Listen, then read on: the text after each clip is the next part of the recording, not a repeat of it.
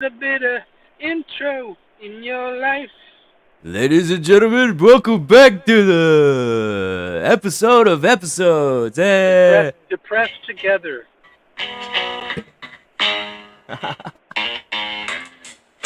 Welcome to. Little bit of Presidents of the United States of America. Hi. Totally. Millions of memories walking out loud. No, I can get that copyright infringement on that shit though.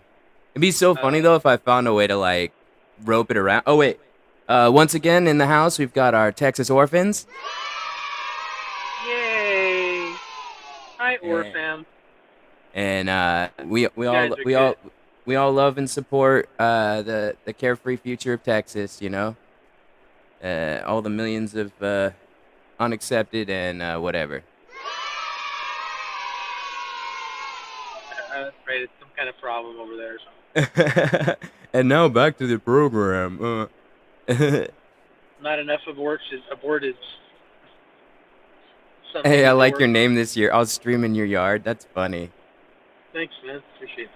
Yeah, because it's like I think about If I have to pissing go, also. If I have to go and I can't make it home, I'm gonna have to stream in your yard. I just think about pissing. You know, like I stream in your yard. That's what I meant. Yeah. It's funny. That's so The play on funny. words. Thank you.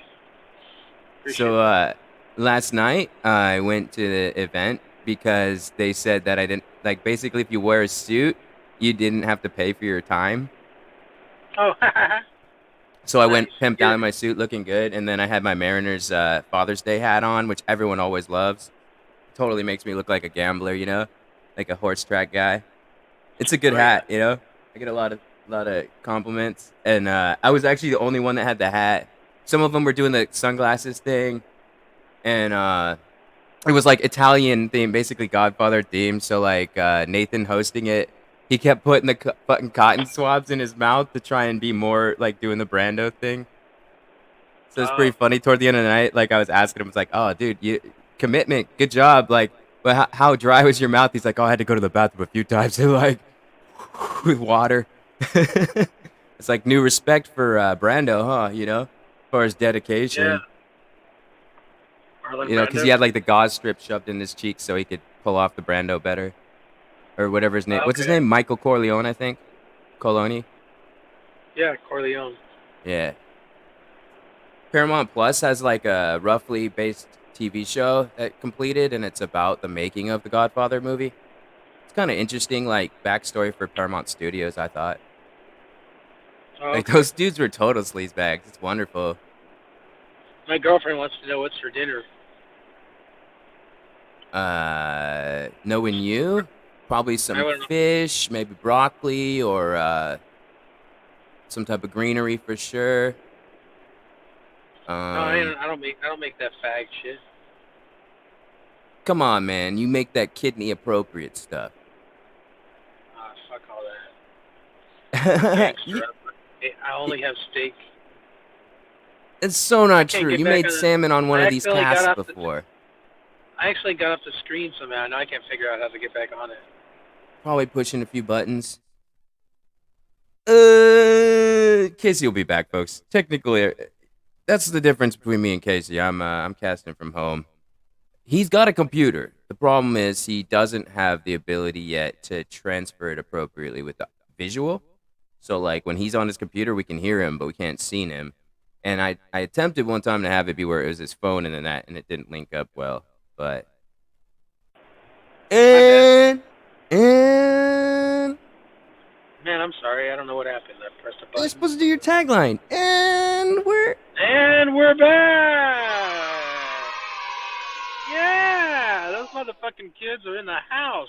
man, they love you so much, man. Maybe you should Fuck. adopt a few, huh? I should, man. I should adopt them motherfuckers. Yo, that'd be Dude. funny. But Casey and Andy moved down to Texas and opened an orphanage. That'd be tight, man. Two Me old and white Andy. cisgendered straight males and an I don't know what orphanage. Andy's up to. I ain't talked to him lately, man. Yeah, I haven't really heard back from him. I sent him a link like I sent some people. Where's my phone at? I'll shoot him the link for the cast. You don't know who's cisgendered though. You don't know who got vaginas and shit. Have you seen Andy's cock or something? Okay, look, unless anything's changed since the last time Andy and I talked on the level of like relationship type stuff, he was talking about a past relationship with females, so it's presumed that he's like that. And then you are currently with a female, so it's also presumed like that. Yeah, but you presume that people could easily be lesbians. I mean, in theory, you both are lesbians if you want to be, you know? Like, you just have to go through the paperwork, maybe change the M to a female on your ID, which you can do in the state of Washington. It's completely legal. What a bunch of horse shit, huh? I mean, it's confusing for the fact that paperwork's already difficult enough, and then they had to go through the system and readjust everything to female. It's like a lot, and the system's already hard enough, like, to make it even more difficult, like, I say unnecessarily. I still got a cock, too, you know? Well, see, that's the thing, okay, when you identify, it's mental, you see? It's in your head, right?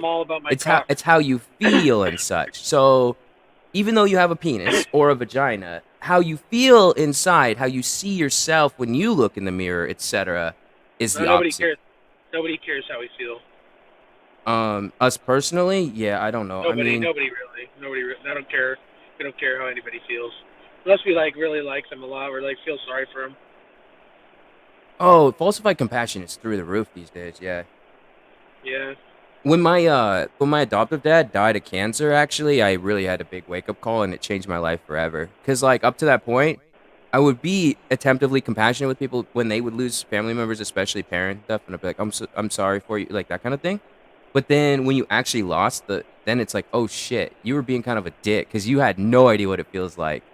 And then when you actually feel it, it's like, oh wow, it's like a huge wake up call, you know? So now I don't tell people falsified oh, I feel for you thing. Now I just kind of listen and offer a hug, and that's about it. Because especially on the level of a lot of shit, there's no way we could ever understand shit. Yeah, that's true, but who really cares? As long as you try. Trying is good, at least. I mean, yeah, it's true, but it was so fucking rough. Especially funerals are the worst, dude. Ugh, especially being the unofficial but official now man of the house. You gotta be that guy standing all don't cry, don't cry, don't cry, don't cry. You gotta hear all these people telling you how much he loved you. It's like, okay. Hey, look who joins! Andy the Candy King. What's up, bro? How you doing? Hey, man. What's happening? I was actually going over my jokes and trying to see if there was anything in here that I wasn't fucking sick of doing. Yeah, what did you come up with? Not much. I'm only about a third way through the list. Housekeeping, as they call it. I have all my material on my laptop on Scrivener, so I'm just going joke by joke, line by line, and seeing if there's anything I need to punch up or. That reminds me of when Casey accidentally found a bunch of his old jokes on his phone when he found the note thing. He was like, oh, wow, I forgot about these jokes. Yeah. Sure. You're welcome to work them out on us. Sometimes you Not write too them on much. some toilet paper by the shitter, and you go in there to shit, and then you go, what a coincidence, these are in the shitter. How appropriate. Yeah, we're just spitting the shit. I was talking about last night. I was at a comedy event, and they told me I didn't have to pay for time if I wore a suit. So I showed up looking G in the suit and everything, which I don't do too often, Oh, shit, And it was like an Italian mafioso theme. Oh, the dog? It's probably Andy. It says, What's up, What dog? up? Suddenly we have 1,000 viewers now. But not too much is new. I mean, Casey was saying he was thinking about doing comedy tonight. We were talking about what's available. He said Jai Tai might have a show. Jai Tai? Yeah, what show's on Thursday? Somebody told me, but I don't know if that's true. I thought it was Tuesday and Friday. I knew they had that, but I heard they had another one on Thursday. Oh, yeah, I believe it. I don't know. You got Collagen at 6:30. You got Town Pub at 8:30. You got Joe's at 10:30. It's funny, Collagen is a new one. It's the collagen, and it's also the stuff that your bones are made out of. college and Right. yeah. Yeah, it's kind of cool. Yeah, It's and pretty it's fun. it's what college kids start injecting into their face once they turn 24 and think Right. they're old. Totally. Yeah. I'm I gonna do it I'm just gonna enjoy the future. recreationally. You're gonna enjoy Like, the future. yeah, because like all these girls that have been injecting with all this poison, it's gonna eventually catch up and be like super funny to look at. I'm gonna laugh my ass. That'll be great to enjoy their pain, their Um, suffering. listen, Casey, as a spiritualist, that is merely physical and it's meant by purpose, so that they can find their true self within. All right. Anyway, do some more cocaine. Or Yeah, whatever. right. All the time, off screen, off screen. I recommend starting cocaine. That'll iron it out. I'm just gambling with my heart. I got coffee. Oh, all right. Yeah. You're rolling the dice. man. Energy You're rolling drinks. the dice. Oh yeah. So what else? Oh, Andy, you got a backyard mic now, right? Like a show type thing? Well, we've done 3 of them now. We did a couple last year, and we did one a couple of weeks ago. Yeah, It was like a roast thing. Casey told me it was a roast thing. Yeah, it was fun, man. We went pretty hard. Like a couple of the guys were like, "How hard do you want me to go?" I was like, "There is nothing I don't want you to say." They went really hard. They went Yeah. so hard. I think some Very hard. pretty Very mean deep things were said. cuts. Hard and deep, Chase. Yeah. Sorry. Yeah, that's cool though. I was telling Casey on the I last made it episode, faggy. That like, wasn't right. I shouldn't have oh, done it's that. okay. Always go gay. When in doubt. Yes. Better to go gay than bigot, right? Or wait, no. Actually, yeah, make it don't- racist too while you're at it. All right.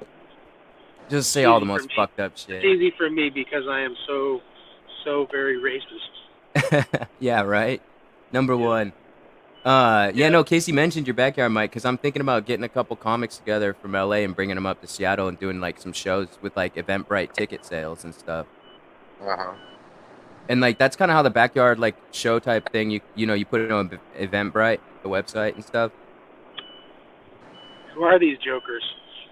Who are these guys? You're I'm bringing not up? I'm not They so good? like. Well, yeah, I mean honestly, like anybody that I don't fuck around, Casey. That's why I listen to people like you and Andy too, because you guys don't fuck around. Like, and same thing in I LA. do Like, nothing but fuck around. oh I have yeah, to but no, I disagree mean with- when I we're have to talking agree about with Andy. we're talking about talent I though. tend to fuck around a lot.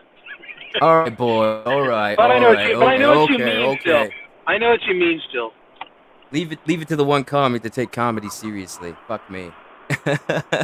No, like No. there's these guys. They have a show, like a weekly Thursday show. Coke and Pete Getty, and it's called Renegades of Fun. And they just went to New York and they did like a branch off. So I thought I might pitch them an idea. And then They did a what? They did a what? they went to New York and they did their show, right? And then they okay. held the fort and did the show down here too.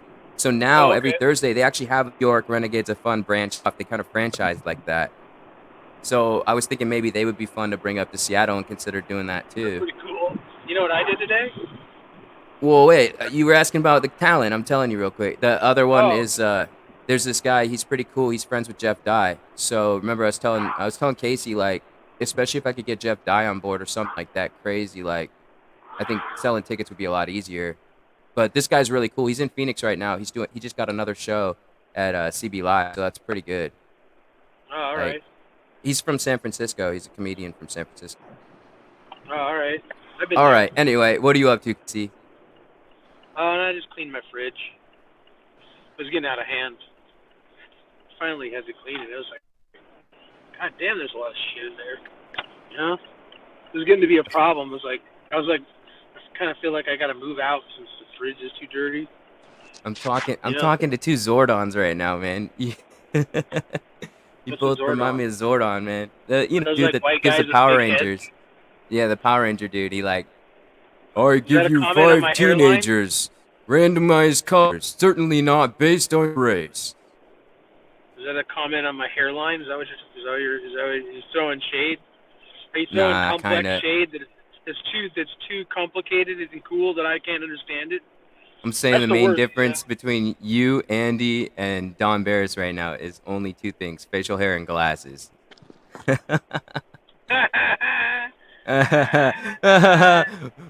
White guys look the Don same. Barris is a motherfucker. I don't know what you're talking about.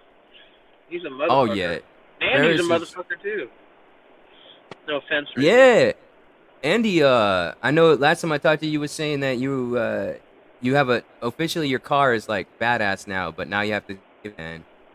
Are you still thinking like September maybe? Or Yeah, bottom line is I have a mechanic who's very busy, and he can only squeeze me in on the weekends when he has time. And so, I mean, the car is fine. It just, it has problems with the brakes. It's fucking the out.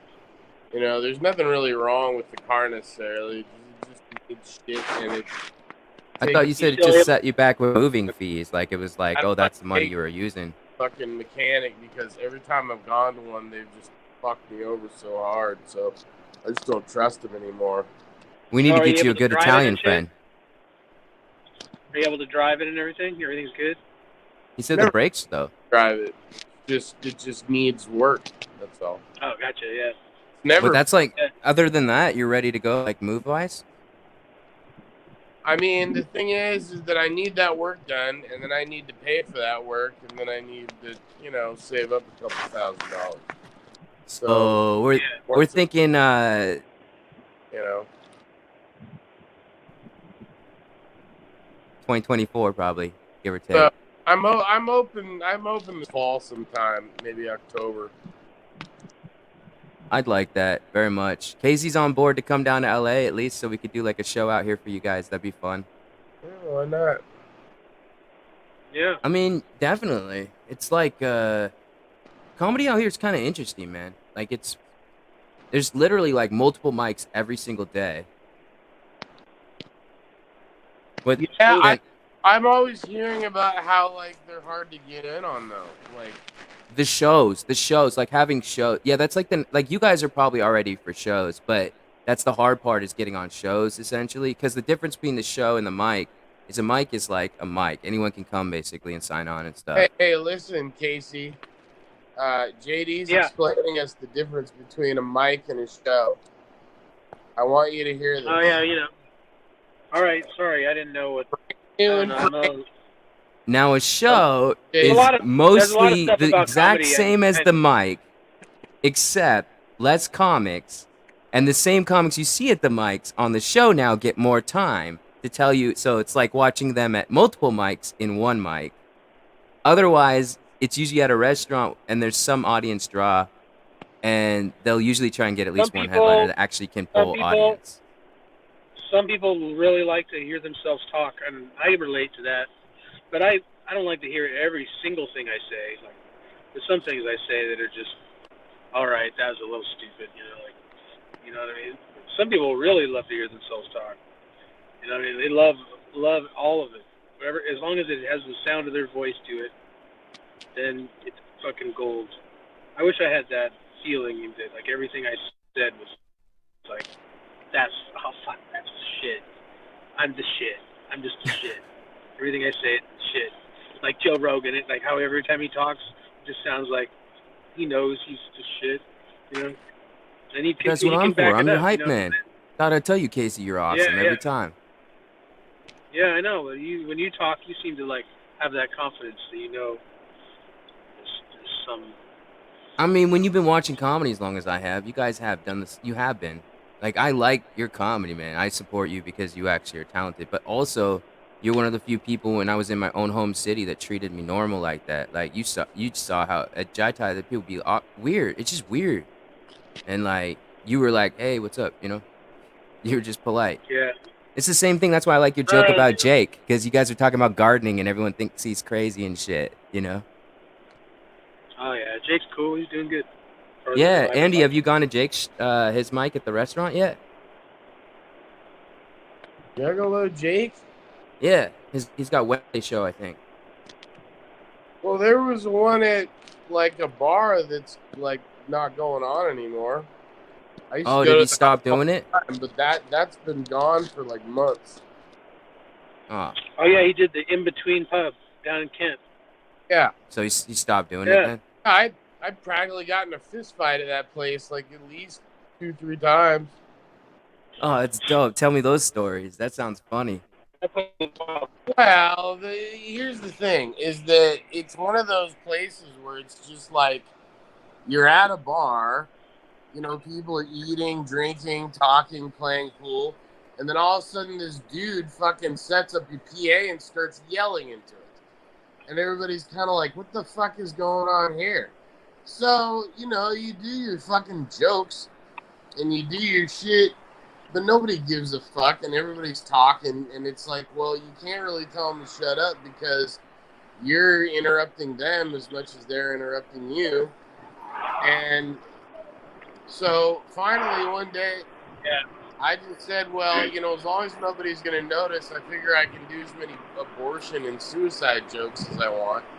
And now all of a sudden everybody in the whole goddamn place is hanging on every fucking word I say. Nobody's been listening to shit for the last fucking hour. And now all of a sudden everybody's like, stop talking about abortion. And it's like, well, a minute ago you didn't even hear what I said. Like, why are you listening now? So they were excited. You woke them up. They were like, they had something to well, be here's offended the thing. about. They're excited. Is then this cunt starts fucking yelling at me and saying, you're done, you're out of here. I'm like, you're a person in a bar, I'm a person in a bar, why don't you fuck off, cunt? And then like everybody else starts stepping in and telling me to shut up, but it's like, all right, somebody gave me a microphone and allotted time, okay? And somebody didn't give this cunt a microphone and allotted time. Why am I getting kicked out of this fucking place? But the reason why is because I'm not a drunk cunt, and they know that eventually I will make less of a scene and be more reasonable, so they kick me the fuck out of there. So fuck that place. Yeah, as the negotiation process begins. All right, I will cordially leave, but first you'll give me a double shot of your finest. Oh no, this is hilarious. Sounds like a total Karen experience. I'm sure that story will like wildfire in Texas. They'll love that joke. Oh man, I can't believe that. It's crazy. Like they just heard the word and it woke them up. Like they didn't even give you time once they had their attention. Yeah, I mean, you know, it's like, how come you care all of a sudden? Yeah, that's why nobody gave a shit what I had to say. Yeah, that's bullshit, but I know exactly what you're talking about, especially at the bars and restaurants. And it's the same out here too. Like the shows are all right, but it's more about the shows just give you more time. That's the only reason. But for me, it's like if you guys come down to LA, I'd like to get you a show just because, or multiple shows, just because it's like I like Seattle, so I'd be like, oh, Seattle show, you know. I think it'd be cool if Jake came down, but he's always trying to make extra money too. But the two of you are already, I think. Like Andy, have you done much comedy in LA yet? Because Casey didn't get a chance when he visited. No, none. Like Casey and I went to a Comedy Store show. Well, you know, fucking Parker's down there now too. Store. Who's Parker? Parker who? Oh, Mike Parker. that's what I heard. Mike Parker. Sounds familiar. Do I know him? Mike Parker and you don't remember? You don't. Fucking cellmate from fucking prison. Wait, is he the dude that fucking what's a chick's name? Fake ass fucking Spider Girl. What the fuck's her name? Sold out the Starbucks girl. What was her name? They tried to cancel Casey and me in Seattle when we did Baz's show. Is that the same Mike? I think I know who you're talking about now. Is he a white dude? He says like abrasive, and his material's kind of like meh, but it's like yeah. I can't believe you forgot Mike Parker. God damn, but that Dude, happens. You don't live here anymore. It's not just that, man. It's like I didn't care for the comedy, and I didn't care for the person. I was polite, but like the only thing I thought was funny is that you and I had nothing to do with this guy. She just wanted fucking to get angry at all the white guys. Fucking. What are you talking about now? I'm trying to remember her name. The chick. What's her name? Fucking. She dresses up like a Spider Girl, but she's lazy and she's not. She says she's from Phoenix, but not a single comic in Phoenix has heard of her. Describe someone in more basic terms, like a blonde girl with. I think clown. She uses clown in her tag. Her tag has clown in it. Does she weigh 290 pounds or 80 pounds? Last time I saw her, slightly muscular. about my height, 400 probably pounds? 5'9". No, she might be a Is little she taller than 400? me, probably 5'10", maybe 5'11". If she was 450 pounds, I'd probably be able to She always name has her some easier. cucky white dude with her. Oh yeah. You really don't remember? I can't remember. I do Like remember. I just don't. Stevie, I don't think that what? Stevie. That's the Oh, name. that shit I put in my coffee. No, that's Stevia. No, Stevie. Stevie, what's her name? Stevie Ray. Okay, I remember her. Yeah. So Too she tried obscure. to get us canceled, saying we was Too like obscure. trying to rape people at Baz's mic or something. What the fuck I was she wish you saying? would have brought up somebody that I could remember that I wanted to remember, like George Gervin from the San Antonio Spurs or something like that. That's the point. We're talking about how you Like, remember you these remember that people. smooth ass motherfucker on the Spurs? He used to do the finger roll and shit. George Gervin. He's like Allen Iverson or something like that. Yeah, Stevie Ray. Do you even remember Stevie Ray? I haven't seen her in a Barely. long time. All I know is what cracked me up the most is I got buddies in Phoenix still that are showrunners, and this guy hit me up. He's like, "Who the fuck is this chick?" And I was like, wait, what up?" And so she went into a Phoenix Comics forum and was preaching at them about how she's a real comic, yada yada, and they shouldn't be talking about what they were talking about, all this stuff. And all of them were laughing at her, and he's like, he sent me the screen caps. Cause when I was in Seattle, when she was there, she like recently got there or some nonsense. I don't know her deal, but she said, "I'm Phoenix," and she knew some of the clubs and stuff. So I was like, all right, she might be. That's why I thought she was cool initial. That's that digital laughter. When you press that button, it'll show you that face with the laughing guy Oops. on it. I pushed the gun by accident. Yeah, that's real. That's real laughter right there. I like. That's the shit right there. We should check in with the orphans again, Casey. Yeah. What should we ask them? Hey kids. Hey orphan children. You want to hear Uncle Andy tell you a funny joke?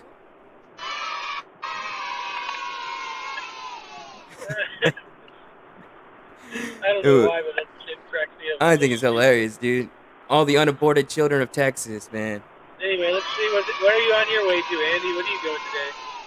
Going down He's to the going through his river? jokes, he said. After that, or whatever. I don't really know, man. To tell you the truth, last week I got sick and I didn't really do any mics. And then this week I did 907, but like other than that I haven't done anything. And I don't know, it's kind of been nice because like usually even if I don't feel like doing open mics, I do them anyways just to stay sharp and, you know, for the same reason people work out when they don't want to.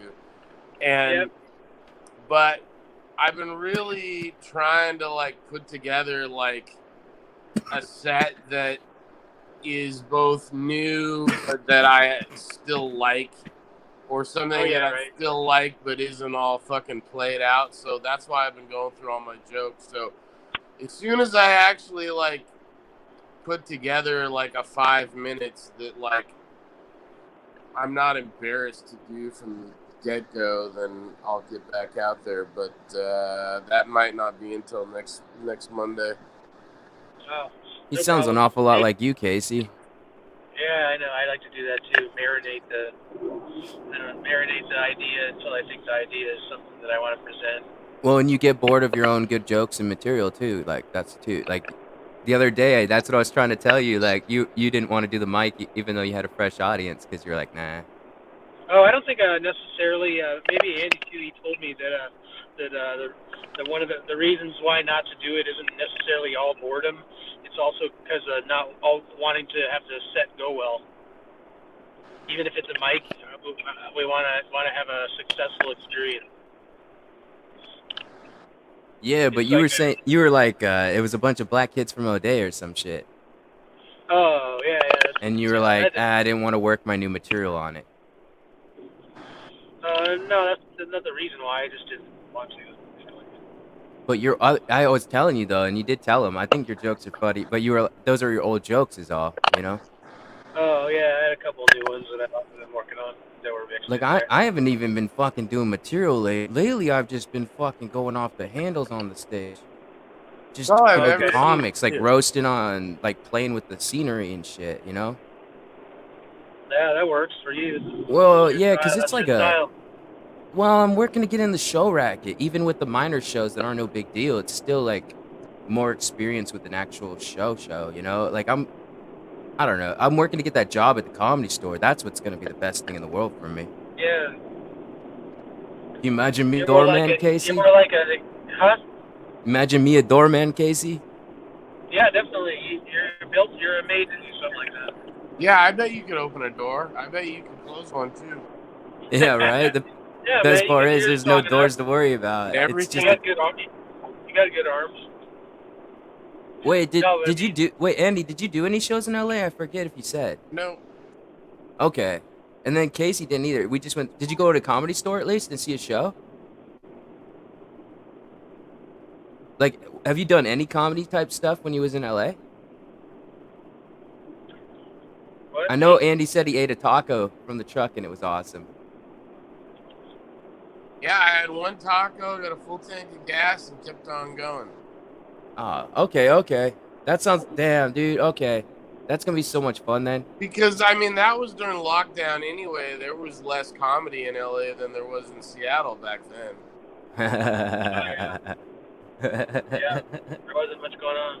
Yeah, I heard about this one mic, man. It was at a dry cleaner. Have you ever, Andy? Have you ever been inside the Comedy Store? No. You never have? Oh, yeah. It's someday you'll like to check that out. It's definitely the history and the No, vibe the of the place. documentary that they did about it was amazing. It was like one of my favorite documentaries. Yeah, the Showtime or Yeah. HBO or whatever. Yeah. But parking and going in there and everything and being there was pretty cool. You know, Yeah, only got to go once. It's so cool because now when Andy goes, like, if Casey you come down, that would be so cool. You gotta go to a show, do some shows. That's the only difference. Casey was too tired. He ended up because he was in Phoenix the week before. So Yeah, I was starting to get sick and stuff. I don't think I was well enough to be driving around in 100-degree weather at that time. but you still got to see Mark. You know what's funny? Since that show, like one of the employee guys, right? He came through to the other club and he was telling stories, and it was funny because he mentioned that night when Marin got bumped down because Chappelle and them showed up. Oh, okay. Remember when Chris Rock and them were on the upstairs? Yeah, I never saw them, but I heard they were there. That was interesting.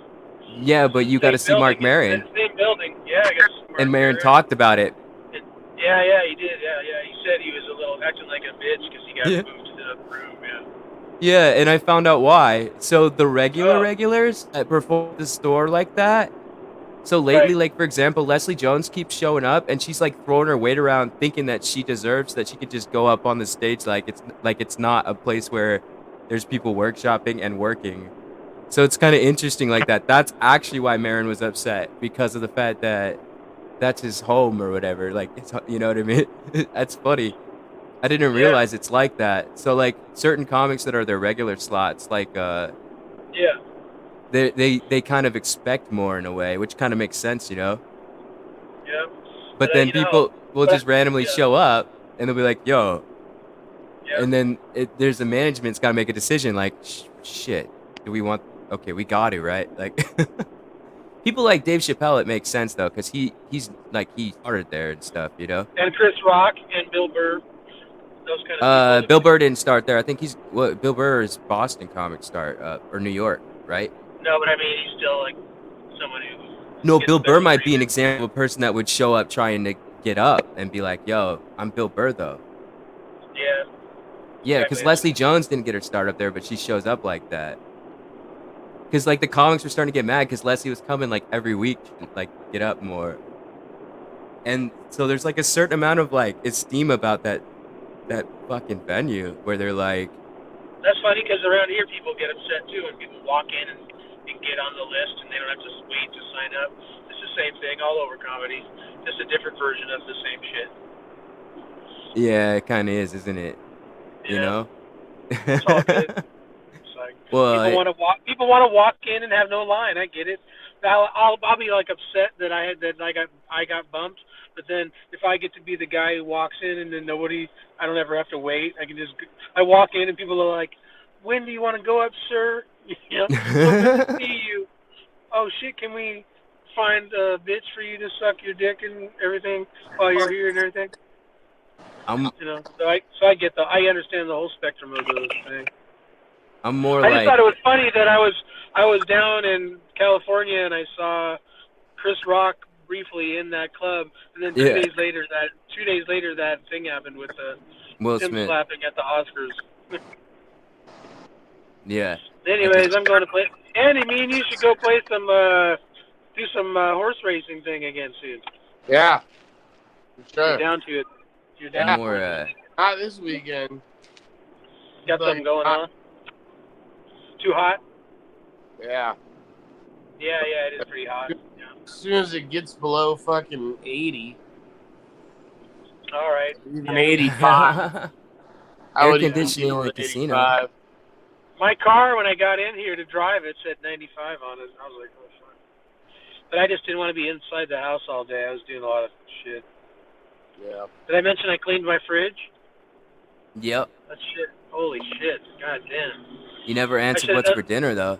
You told me Oh, it's yeah, not I know, fish and I know. greens. You didn't tell me what it was then. I bought a chicken salad and then make a turkey sandwich or something. There you go. Chop up some apples and cranberries. Bought on that some bitch. asparagus. I guess I'll make that. But usually I'll make that with something else. Yeah, you know what I was gonna say? Like when I host a show, if a comic showed up, like the energy was kind of low, and it was a comic I knew was really good at like understanding how to like bring people back up and amplify kind of stuff, I would probably put them on sooner, that kind of a thing. But I'm not gonna put someone on because I'm trying to get their show. I'm not gonna put someone on because they let me on their show. I'm not gonna put someone up because of I would put like whoever's good on last, and then put who's worse on first, just to try to ruin everything. I don't know. What about you, Andy? Would you ever have a reason why you would bump somebody? Like put someone up? Sure. Why not? This is Andy's list. It goes like this. Every time someone shows up, okay, sure. Okay, sure. Okay, sure. Well, the thing is that, like, I think that, bumping people, sometimes has to do with, seniority, but then also I think that, like, if you just have the list and you go in order that it's fucking signed up, and then there's like 4 people in a row that eat shit every fucking time, somebody good in between so that they don't fucking walk the audience.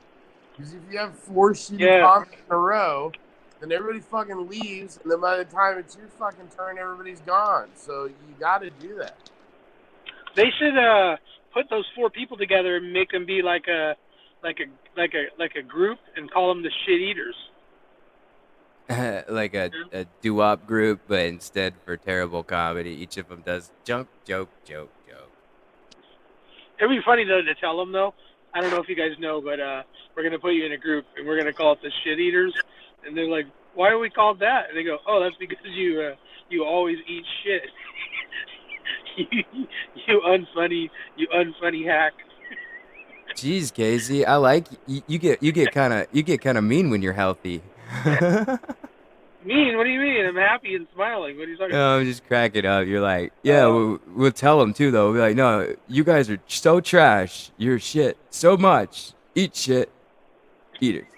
I think you're allowed to tell people that they aren't funny. Like, it's not insulting. It's way more insulting to insult someone's appearance or anything like that. But to say you don't have any ability to make people laugh, like that's a skill you don't possess, and somehow you're doing it. You're trying to do it, even though you don't have any skill for it. I'll be like this. Who am I? I'm not funny either. I'm a bum hack. Who am I to tell anybody easy?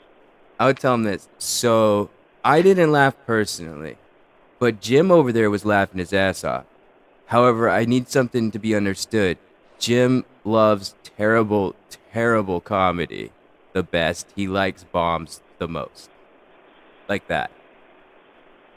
You know what I mean? So it's like I didn't laugh. Have you ever done the guy that laughed, he loved it have because you we ever were done so shitty. Have you ever done a character that was the killer guy from the Silence of the Lambs? You know how you do characters? You're gonna have to be Remember that more guy? specific. There's more than one killer. Like there's The classic one at Buffalo the end. Bill. The one. I know Buffalo Andy, Bill. but technically the guy that eats people's faces is also.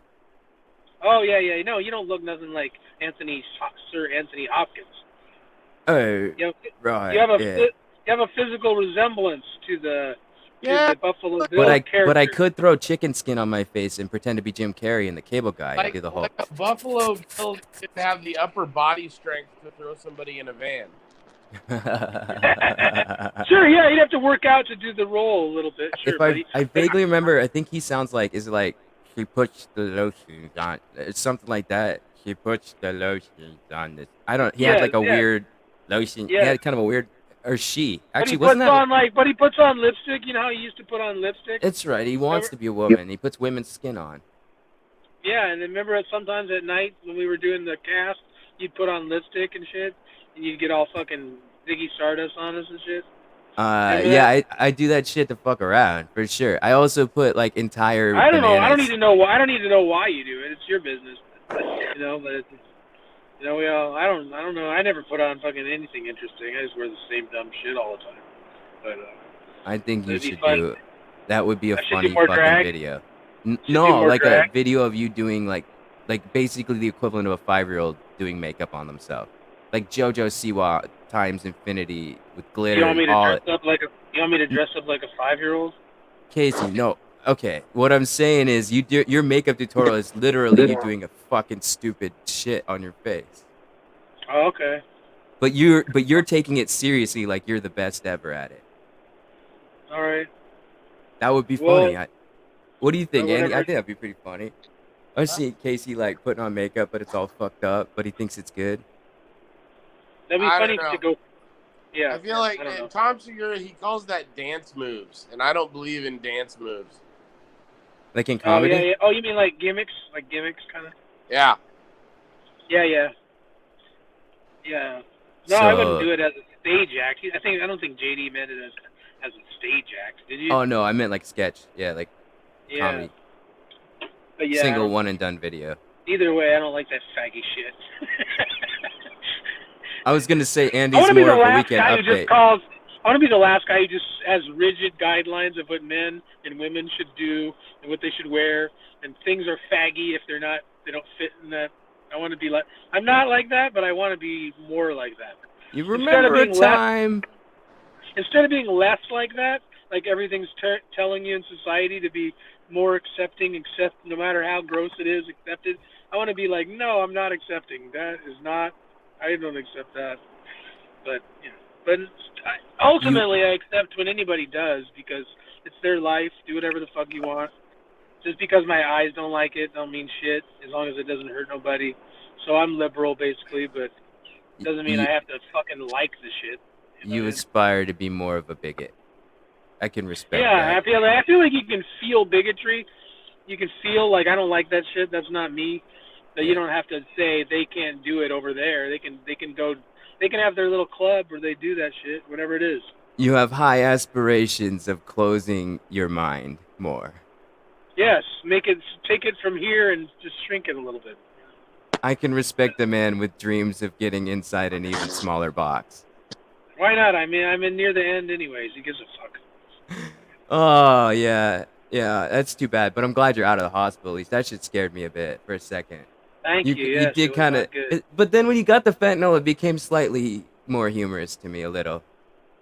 By the you way, were I'm not funny. chain smoking. I just have two a day, or maybe Alright. 3, but not even every day. Only when I go out. Hey, Some 2 day.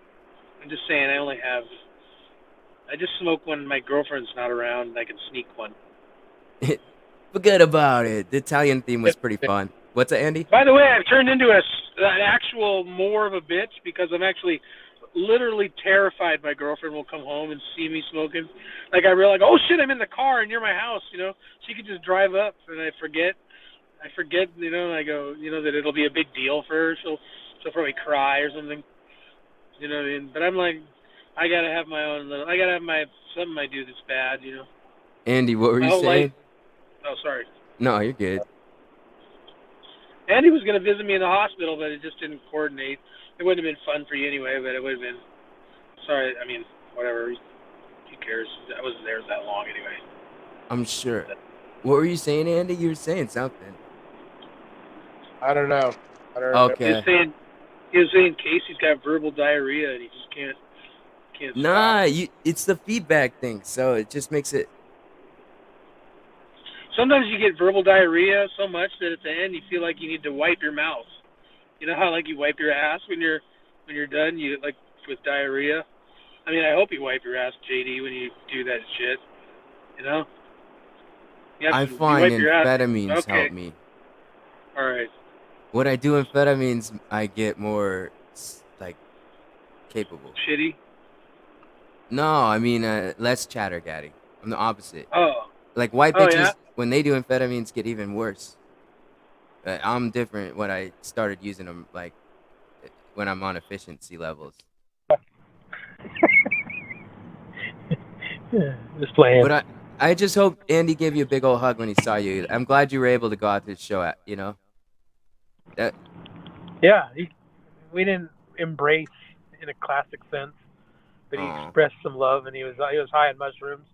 He was having a fun time. It was a fun experience. Oh man, that's funny, Eddie. You be doing mushrooms, getting roasted. That's funny. I took Molly. Jason McBride was a star there. He came in with a whole shitload of material and really showed out. I thought. Yeah, that was a real moment because it was like everybody up till him, like we're all like youngsters and new guys, and then like they were like they all did like maybe like 5 to 7 minutes, and then Jason came and did like a hard like 12 and just like he went after everybody. It was pretty great. Yeah, I thought it felt like a half hour. He was up there for long. a while, but I don't know. It could have been 20 minutes or so. It was long, and it was real, like, I don't know, there's something about seeing, like, 5 first-year comics go up in a row and then have Jason go right after. Like, there's this noticeable difference. I came up while Jason was on stage and grabbed the other mic, and I was all like, I can't believe I'm up here fresh out of the hospital with fucking hospital tape all over me, and I can barely walk normally and shit. Flat, just being up there I was like, this is funny to me. If you showed up in your fucking, the hospital gurney gown and had the tape on your ass is flat out back, and you had like the wristband, like that would have been one time only, but super funny, on point. I had the wristband on and shit, but I slapped on a jacket, and I don't condone necessarily nudity on stage, but in that case, it would have been funny. Like you had just got. Hey, look! I had to be here for Andy's roast. I had to talk some shit real quick. I'm tired of everybody saying he reminds me of him, of me. Right, I should have the rolling IV too, the rolling IV thing that the post that sticks up with the tube on the end with the bag, the bag of goo that goes in your body, the saline or whatever it is. That sounds like a lot of fun. You were on Molly though, so I bet roasts couldn't even hit you if they wanted to. That was the idea. I'm gonna have one of those at home now. They gave me one to use at home, a saline solution. It has a scale with a thing with a bag, so I can do house chores around the house and roll that around with me. It's gonna be awesome. Living the dream. Yeah, living the dream. That's right. Maybe I'll smoke right next to it. It's so funny. It's gonna be the shit. Yeah, that's so smart though, Andy. Gargle with Pine Sol. Nobody. Yes, exactly. That's like taking Molly before you get roasted is like one of the smartest. That's like a hack, man. Like right, you don't feel anything, no way he's gonna. Not a fucking roast will get to you. I don't know. The thing is that for some weird reason, I've just always liked being roasted. Like, it's kind of weird because I will like quote roasts that like people have done on me, and I'll be all excited, and people will be looking at me all weird. Like I was just telling my sister last week, I was like, yeah, this kid Femi got up and he goes, Andy looks like he got kicked out of the Aryan Brotherhood for eating too much. And I was like, dude, but my sister, she's like, she doesn't understand why I'm so happy to hear that. You know what I mean? She doesn't get it. But Yeah. it's just because it's funny. If funny's funny, if I'm the subject, funny is funny. what do I care? You know? You have a Yeah, good sense of right. self-humor or humor about yourself. And then Right, and it's hard to get kicked out because you're too racist. You're like, I can't get kicked out for being too racist. I had to get fat just to get fucking kicked out. You know. Banning's good at roasting. He can get your feelings a little bit. I'll be like, Who? ooh, that kind of hurt my feelings. Good one. who? He said John Banning. Banning. I think. Oh, I thought yeah. you said that was. When I thought he you said said it was John only a Banning said matter that. of time before they take the other leg. Oh my god, that was fucked up. Yeah. That's Well, I'm good. like, oh, See, I'm like, here's the "Wah, thing, don't right? eat other leg. I had Too real. Too real. I had a roast joke for you, but the thing is that I know that you're not really into like roasting as much. So I was just like, I'm just not gonna do it, especially with you like Hey, right I got out a of good. the No, I'm hospital. into roasting. I like roasting. Roasting's fine. I would have thought of one good roast joke for me at the roast would have been. I was gonna say a roast joke about Casey, but unfortunately he survived the hospital. Well, what I was gonna say was I was like, Casey just got out of the hospital for being clinically ugly. But I was like, I don't know. I don't know if you'll think that's funny or not. Ladies and gentlemen, Oh apparently yeah, I don't know. They decided to let me out Casey's anyways. dizzy, I don't couldn't know. They kill didn't really him, cure so it, but, let's do our best tonight. obviously, with it our wasn't comedy. cured. Obviously, they couldn't fix anything, but you know how it is at the hospital. Let's see if we can finish what was started. Let's murder him with this joke, comedy. Bad. I like clinically ugly. It's not a Yeah, he's medical funny. problem. He's just Well, I technically gross was to look at. toggling between clinically ugly and terminally ugly, but it seemed like clinically it just worked better funnier. with the hospital thing, you know? Yeah, clinically sounds Yeah. funnier too. Like he got so ugly they put him in the hospital. And I think more people know the word clinically than they do the other one. I guess. Possibly. But I think it's just funnier. I agree with Casey. That's a funny word. Yeah, clinically. I think it is. It's very hurtful. So hence funny. Casey actually told me he didn't realize he liked roasting all along because all you got to do is say how much you hate all the other comics. Hey, Casey. Do you know the comic Dwayne Wright? Yeah, no, I heard that I name. know the name, but I Oh, wouldn't he's got know this his scraggly hair. He's all old, and you'll see him around. He's got this old guy hair like a hippie, and he'll show up at Jai Tai. And oh, looks Dwayne! extra Of course, old. I know Dwayne. Yeah, of course. Yeah. Dwayne, yeah. So anyway, Laura was on some Facebook thing, and I just like to chime in because she said I had to leave Mike because the comic was so gross. Congratulations, John Banning. And then I was like, oh yes, of course. Whenever you call out a comic by name, usually there's always a rule. It has to be someone that you can gang up on without there being any repercussions towards you, and it'll increase your popularity. Right. So never insult someone publicly on Facebook that would hurt your popularity or risk you anything. Just gang up on someone. It's just like being in preschool. And then Dwayne Wright goes, Casey, blah blah blah, some dumb thing, and then I go, somebody get this man some shampoo. To me, it's my kind of roast. I just went, yeah, but what about your hair, bitch? Your hair's dirty, you old faggot. Fuck you. And Laura Lyon. Me and Dwayne Wright are dueling for the oldest, most unfunny hack in the comedy scene. And I go, I think I'm roughly 80 times more funny than he is. I've never heard him say any funny thing. I can't recall, but he's a nice guy. You know, he's funny. Yeah, he is. He's like, yeah, and that's the thing, right? It's like he's not funny, but you don't really want to say it out loud because he's a good dude. Oh, we were just talking about it, weren't we, Casey? Casey? Tried to come on, but he came on and tried to roast me. I was like, get this old man some brand new shampoo. Yeah, I don't know.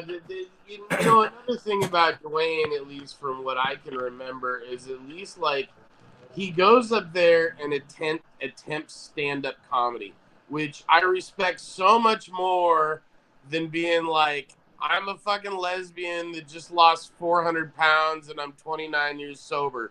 Like, that's not a joke. That's just like, oh, you're so good. Everybody clap, you know, like. So at True. least when Dwayne bombs, he's like trying to do jokes. Yeah, man, I've always found him as a guy that he's like, at least he's like me. He's just a dude up there coming in without a big group to buffer him. He's just a guy who's got to say something to get the crowd. You know what I mean? He doesn't, like you said, he doesn't have a immediate angle that's going to give him. In fact, they're going to immediately be against him. He's old. He doesn't have the fancy clothes and this and that. But you're right. He just comes up and he's a good guy. I always liked him, but I just roasted him a little bit but it's no big thing. Casey's a Casey Norm Macdonald fan and stuff. We talk about him now and again. But that's what Norm would be like. I don't want your applause at all. Laughter is a reactionary thing. That's what I'm looking for. Like, applause is useless. You know, that kind of thing. So we're all, I think, in agreement on that. I mean, applause is great at the beginning and the end. Sure. Roaring applause at the end. Sure.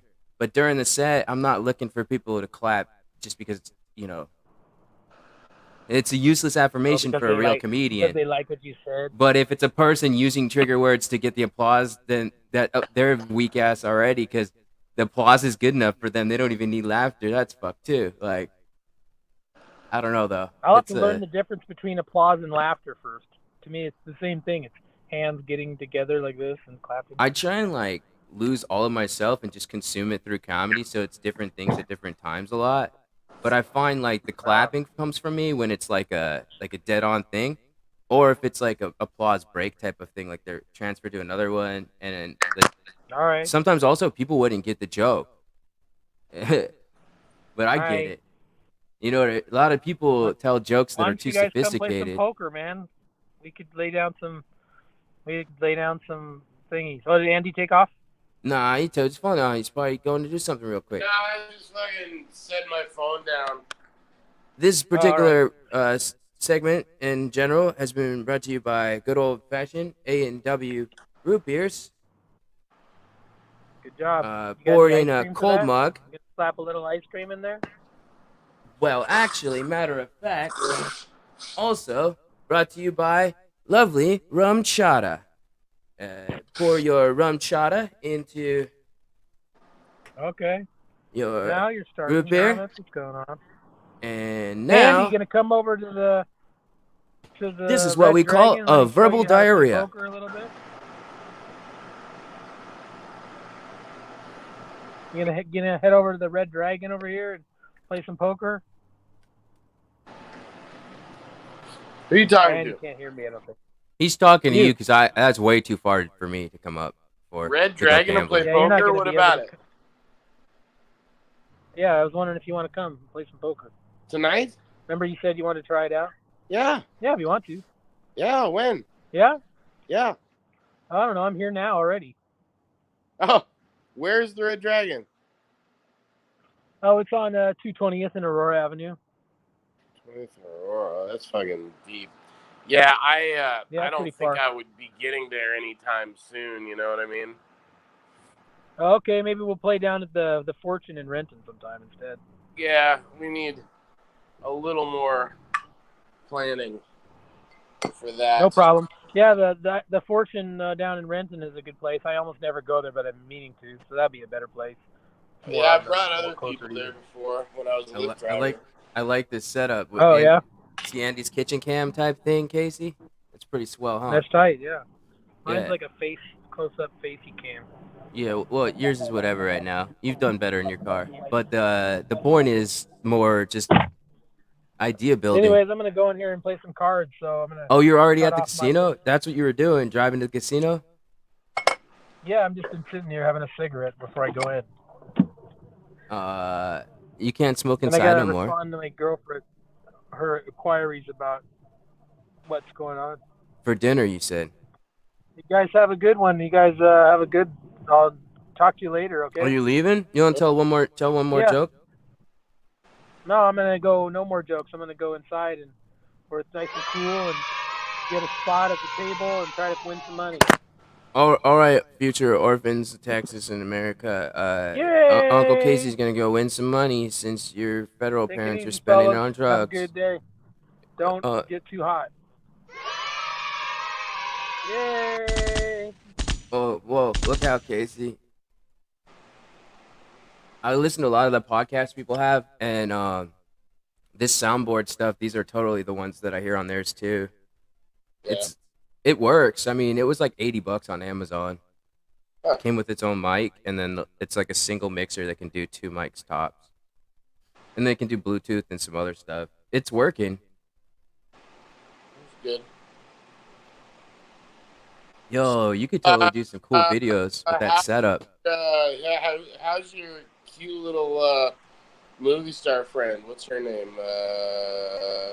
Emily, Miss Emily, Miss Hagen. Done. She's good. She's doing so she did a project, that live stuff, and this guy JJ in Buffalo, like he's backing it now, like production money wise, and he flew his assistant out for his project at the same time. So like they told her what cameras to rent and then all that. So she traveled around interviewing people from the thing to get like what do you call it, like the talking portions. So it'd be like I imagine like them or I talking about it and then cut to the footage type of situation. I'm guessing that's where they're headed with it, you know? Mm. So then she's flying to New York in August and she's going to finish that part up.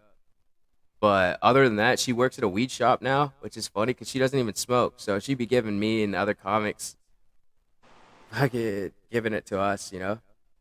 Yeah, well, I talked to her very briefly about, the weed place that she was involved in, they needed sales reps. And, Yeah. that would have been like right up my alley, quite frankly. I mean, that would have been a perfect job for me. It's just that I had already pretty much, I know that I've been talking about it for a long time, and it's just because life happens. But like, I really have made up my mind about Texas. I mean, it's where I want to be. It's where I want to go. So I wasn't really, and not only that, but at the time when she was talking about needing sales reps, it was back when LA was still like all the way closed down, and I was like, well, I'm not gonna try and get a job someplace where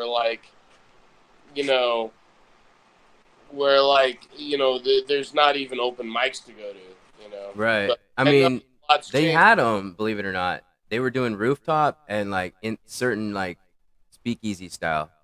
Right. The real comedy, you're right, wasn't there in LA yet.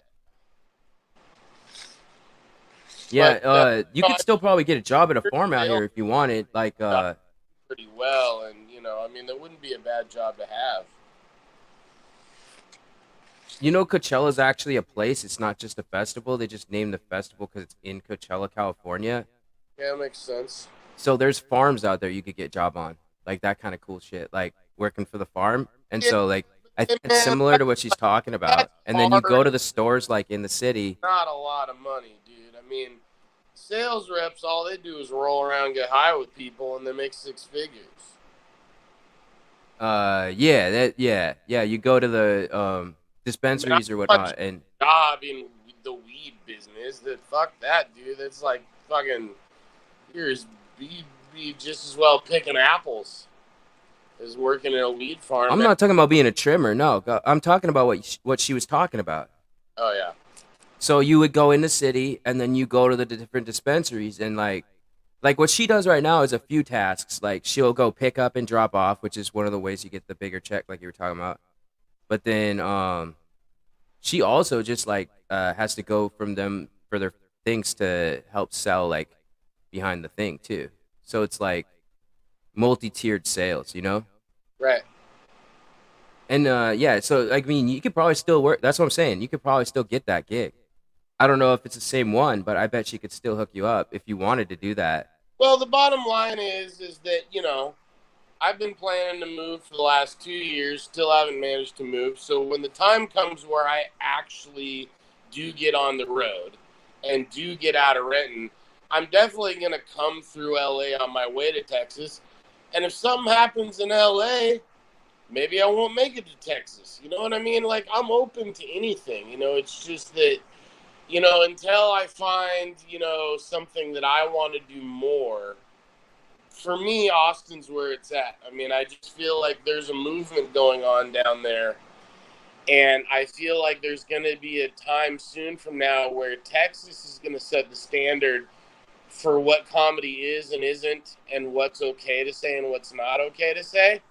And I mean, I don't know if you watch Kill Tony, but like, I never miss it. Like, I watch it or listen to it podcast every single week. I never miss it. Like, by Monday, it's already crossed off my list.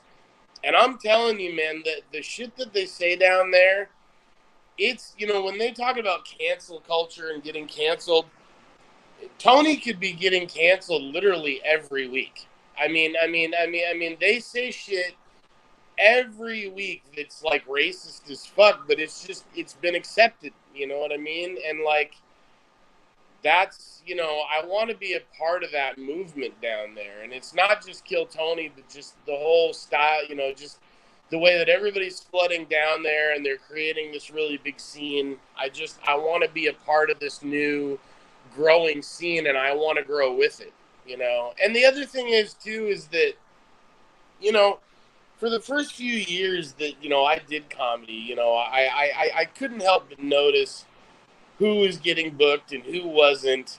And, you know, it seemed like the idea is that, you know, it's based on, you know, a combination of, you know, seniority and talent. But then what I would see over time is that there was a lot of people that were getting in that had neither seniority or talent. Yeah. And it used to really bother me because I sort of felt like I was being, you know, overlooked. Slated. But the thing is that now that I've been doing this for like, you know, 5 years, and I'm starting to see some of these newer comics coming up and they're getting booked right away, and I realize that like the kind of like shows that these guys are being booked on, the difference between that and an open mic is almost nothing. And it's not, it seems like getting booked because, you know, they call it a showcase or because they give you $20 at the end. Yeah. But at the end of the day, it's not, you're not making it in comedy because you're doing a goddamn brewery in Tumwater. You know, like the fact is that whether it's a showcase or it's an open mic, this is all stage time, and stage time comes down to practice. Mm-hmm. And that's it. And so I don't really care where I'm practicing or how I'm practicing. I just want practice. So like, you know, to me, it's not about climbing the ladder. It's not about succeeding. It's about getting so good at comedy that when I get an opportunity that I'm ready, and that I'm, you know, if somebody says, hey, put this guy on, he's funny, I want to go up there and show them that I am, you know, undeniably. And, you know, I did a show about 3 weekends ago where it was my first 25-minute set. I did 26 minutes. And, I mean, you know, it was a paid show. It was a showcase. And it was the first one that I had ever recorded, like a long set, you know, besides, you know, I've done like maybe a couple of 10-minute ones. And I got to tell you, you know, I did 26 minutes. That probably amounted to, you know, 15 or 20 different jokes. And, I mean, I got tons of laughs. You know, everything went great. But then when I went back and I watched the video, yeah, I was like, okay, the jokes are good, but quite frankly, this sucks. I mean, I managed to get people, you know, to laugh, but my delivery was like super choppy. And I just remember thinking like, and it wasn't a bad thing. I wasn't getting down on myself. It was more like, it just made me feel really good to know that I'm able to see my mistakes and therefore correct them. Right. You know, and I'm looking forward to the day where I can look at a video of my sets and have it be good by my standards. You know, for me to be able to watch one of my own sets and be like, wow, like I really nailed that. Yeah. I'm not really into trying to get anything to happen to me until I'm that good. You know, until I'm that good, I'm in no hurry to get booked. I'm in no hurry to get paid. I'm in no hurry to rise up and climb the ladder, because I really think that, you know, I'm noticing a lot of these newer comics, and, you know, they love to fucking hang out at the comedy clubs all the time. You know, it's like all they want to do. And the reason why is because they want spots at the comedy clubs, and they want their, you know, they want what they do to like lead to bigger opportunities. And not only that, but comedy club audiences are just easier, right? And so what happens is these guys have all these things happen that are like this false sense of security, where it's like, oh my God, like I'm rising up in the ranks, you know, I'm getting better all the time. When really all you're doing is you're doing the easiest audiences, and you're getting the easiest opportunities. And so once you've sort of like worn that out, I think some of these people are kind of in for like kind of a tough, you know, awakening, that it's like, all right, now, you know, here I am. I've done a couple of spots at like TCC or whatever, but like, you know, now, like, you know, I'm not really good enough to get anybody's attention to like actually get any real road gigs or anything like that, and kind of like get out there. And like I said, I mean, I really would rather not get a lot of like big opportunities right now, because I want to get so good that when I get an opportunity, somebody goes, okay, you know, you're worth my time here, you know? Yeah, I was gonna say you should always shoot for 100%, but at least when you're at about 80%, that's a good starting block. Because a true artist, which is what you sound like to me, they're never ever, even their best is never ever. So always aim for that 100 or 101 percentage. But like when you get to about 80%, I'd say you're definitely ready. You're already sounding more ready than a majority. Like I'd say a good 7% of the overall comedians, and this is only within America, because I haven't seen too many. Sometimes I see a comic now and again that comes in from overseas, but usually it's a place like Australia, not so often a place like, say, Spain or Russia, you know? Right. They do come through, but like a lot of the foreign comics, if you will, tend to be African based type Africa, like literally like, you know, Sudanese or, you know, Ugandan or whatever. And then otherwise South American, like Mexico City type, you know, or like Asians, yeah, a couple, you know what I mean? But if that makes any sense, you know, you don't get too often actual like British people. So I guess what I was saying is you're better like already. Like I was the thing about writing jokes too, like when you write down your joke, because I would do like all improv on it, you know, but I'd have it recorded so I could go back and hear it and be like, oh, that was a good one. And then but the process of writing it down and then the process of working it out is then you hit this thing where you don't want to like, this is what Hannigan, you know, at Jaitai said. He's like, you come off, if you're not careful, like what you're doing right now, you come off too rehearsed and too much like an actor performing. Sure. Not enough the person that's at home or the person hanging out or the person that people like. Yeah. And it's like, and then like based on like when you did Tony, the two, you know, what you do I tell people all the time, people's always worried about the comedy. I'm like, no, that show is about the interview, period. Tony just uses that minute to dive in and take little bits that he can play with.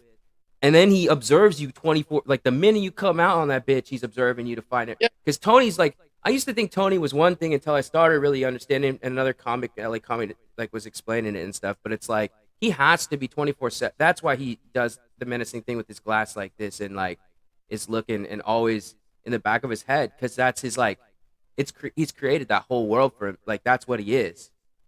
So like, you know, that's like but your interview is why Red Band liked you. But more so, when you got on again, by appearance, you're just another one of those guys that gets on stage for them until you start mentioning immediately, like, hey, before I get started, I just want to let Red thank you for that suggestion last time. And then it's like, oh, yeah, okay, this is that guy. And then afterward, during the interview, you're like, yeah, thank you for that fucking recommendation for the massage parlors and stuff. And like the strip clubs, I think it was you were saying, you know? And then that's like what I guess what I'm getting at is you definitely have it on the interview, like personability side for sure. I think so at this point, once you hit 80% satisfaction, I'd say you're ready to start. Yeah, to me, I just think I need more hours under my belt so that I have that relaxed, even when I am doing pre-written jokes, and mind you, I mean, don't get me wrong, I've had a lot of sets where I would have said if I had recorded that, I'd have been like, okay, I nailed that one, you know what I mean? But I didn't record that one. And, that's why I've been trying to get into, like, recording more stuff. The only trouble is that I swear to God, I'm having trouble getting over this thing where it just feels like whenever I record, it feels like I'm jinxing myself. And so it just seems like, I don't know, it seems like when I have a really good set, it seems like part of the reason why is because I'm relaxed and I'm not all that worried about, the fact that I'm filming. Just do audio and then that's one way. But otherwise, if you want it visually, you can have someone else do it for you, but like do your best to forget that they're doing it for you. Yeah, that's true. Otherwise, there's no way around that period. That's literally just the like animalistic side of you that's aware of the camera, like period. That's the thing. Like the most immature thing about actors is like similar to a mic. Like when it's a comic, they have to learn to not let the mic stand take it. The same thing with actors. They have to look off. They have to always remember they're supposed to always be off camera. The temptation is to look directly into the camera, and it fucks up everything because, especially with acting and like cinematics, it's supposed to come off as real, and you're breaking the fourth wall every time you look directly in, unless it's a literal like conversation or it's a part of the actual. Sure. Right. Like what do you call it? Like a Ferris Bueller type thing, or Zach from Saved by the Bell, like pause. Hey audience, let me pause off. That type of thing. Yeah. But yeah, I mean, the hard part, you're just in Seattle. But I was gonna say, like, if you found a couple like rinky-dink joints like throughout Washington, because it's a decent sized state, and just hit like if you did like a fake ass type mini tour thing of some kind, or like if you found a way to kind of do that a bit. Maybe travel down to Oregon, short trips that you can handle.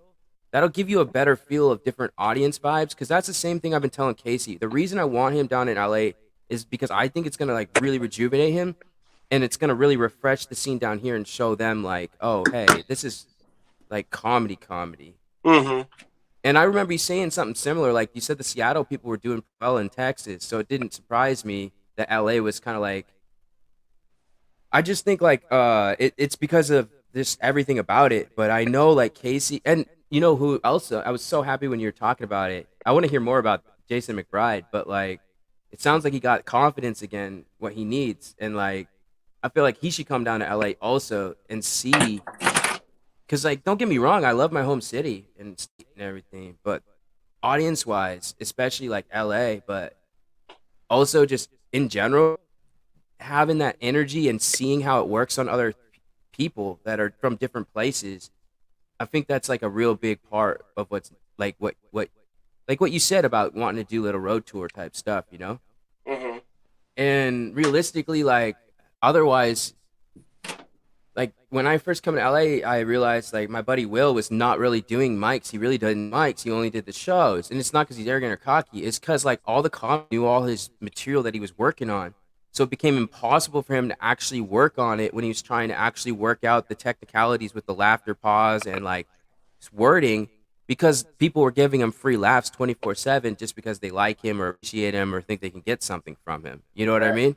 Yeah. So he had to only do shows because that's the only time he at the very least get a couple or more audience involved. It wasn't that he's better than a Mike.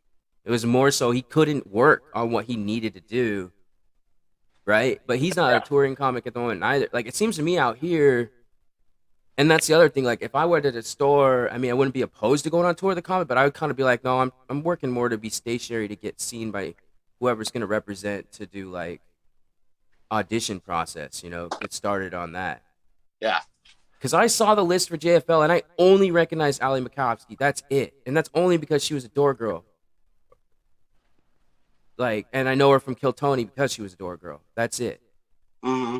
But even then, like, Ali Mac's great and all, and I appreciate it, and I'm happy for her successes in the last few years. But she, to me, is like a mid-caliber equivalent to Carly Aquilito and Jessie May Peluso. And I don't think neither of them have been on JFL. So, I don't know. And then I looked at the character stuff, and I was like, Jesus, like, it's weird, like, these JFL character positions, the people that are doing performances with their characters, I guess. I didn't even know JFL was broke down like that.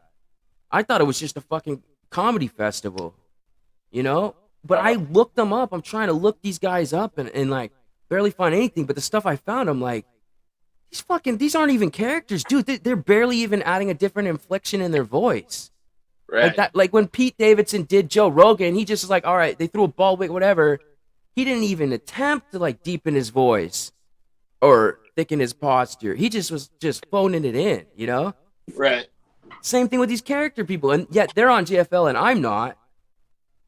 And it seems like, okay, this guy's in the Groundlings as a Sunday show or whatever, And then they got the agency, so like you look at, oh shit, okay, I don't know how funny this girl is. I can't even find her stuff, but she's cute, very cute. I'm guessing, and then you read the comments, what people were saying on the one I was reading, at least. I think it was the Times or what are those ones, Underground something, and the comment people were like, yeah, JFL has gone way, like, it's just pure corporate bullshit. Like, it's literally just agents and stuff being like, no, I got the next one, check them out.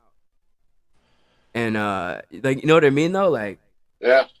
So then those are the people, like, if you get on JFL and you do well enough, you end up like with specials or TV sitcom or writing gigs, Yeah. Like, I don't know what your end goal is, other than it seems like to be comfortable and be a part of what it seems like, I'd say, like, it's a new wave comedy revolution of sort. Maybe a reformation of comedy, if you will, or would. Well, I mean, the bottom line is that, at the end of the day, I mean, I'm still just learning how to be the best kind of me that I can be, but I just feel like Austin is the best fit for me to do that. It's not like I couldn't do it elsewhere. I just think that Texas is the best fit for me personally. Yeah, and LA is always the next door. You can always come up to LA if you want to do some shows or just check it out, and you can go back. And like, Texas is way cheaper as far as overall life, living and stuff. Yeah. As long as you can handle humidity, that's the only thing. Yeah, because otherwise, I would say Phoenix is a better option than, like, because I love Phoenix. If I was trying to do kind of what you're doing similar, I would have stayed in Phoenix probably. Yeah. Because honestly, Phoenix is just as good to me personally as Texas in a lot of ways, especially with what the stand up live group, what they did. Like, it was so beautiful to watch that bloom out of no, like, because their original one is in Florida. And they started up this whole concept where it's a comedy club attached to a fucking blues bar. And then they got the comedians to purchase investment into the comedy club. So therefore, once a year, the comedian would get their royalty, like their check for the percentage of profits, right? Mm-hmm. But that's why they would always go to that club and always do their best to sell out every time they were at that club. Mm-hmm. Because that's why, right? So then they were like, moved it to Phoenix, did the same thing in Phoenix, downtown Phoenix. They just opened the bar combo, so it's Copper Blues Live and then Stand Up Live Phoenix. And then they did so well, and they had the comics all go in there, that the guy that was running the Tempe Improv ended up losing most of his major comics because they all wanted to go to the club that was making them the monies. Right. So the guy ended up shooting himself, like straight up killing himself. Huh. Because he was running under, and comedy was his life. So then his wife told the guys at the Stand Up Live Phoenix, hey, my son is feeling super depressed and it would really mean the world to like if you could try and help him restart up the club or something, right? So Yeah. these people have like a business conglomerate. Like they're none of them are actually like the ones that the core, owners of this group conglomerate, right? Mm.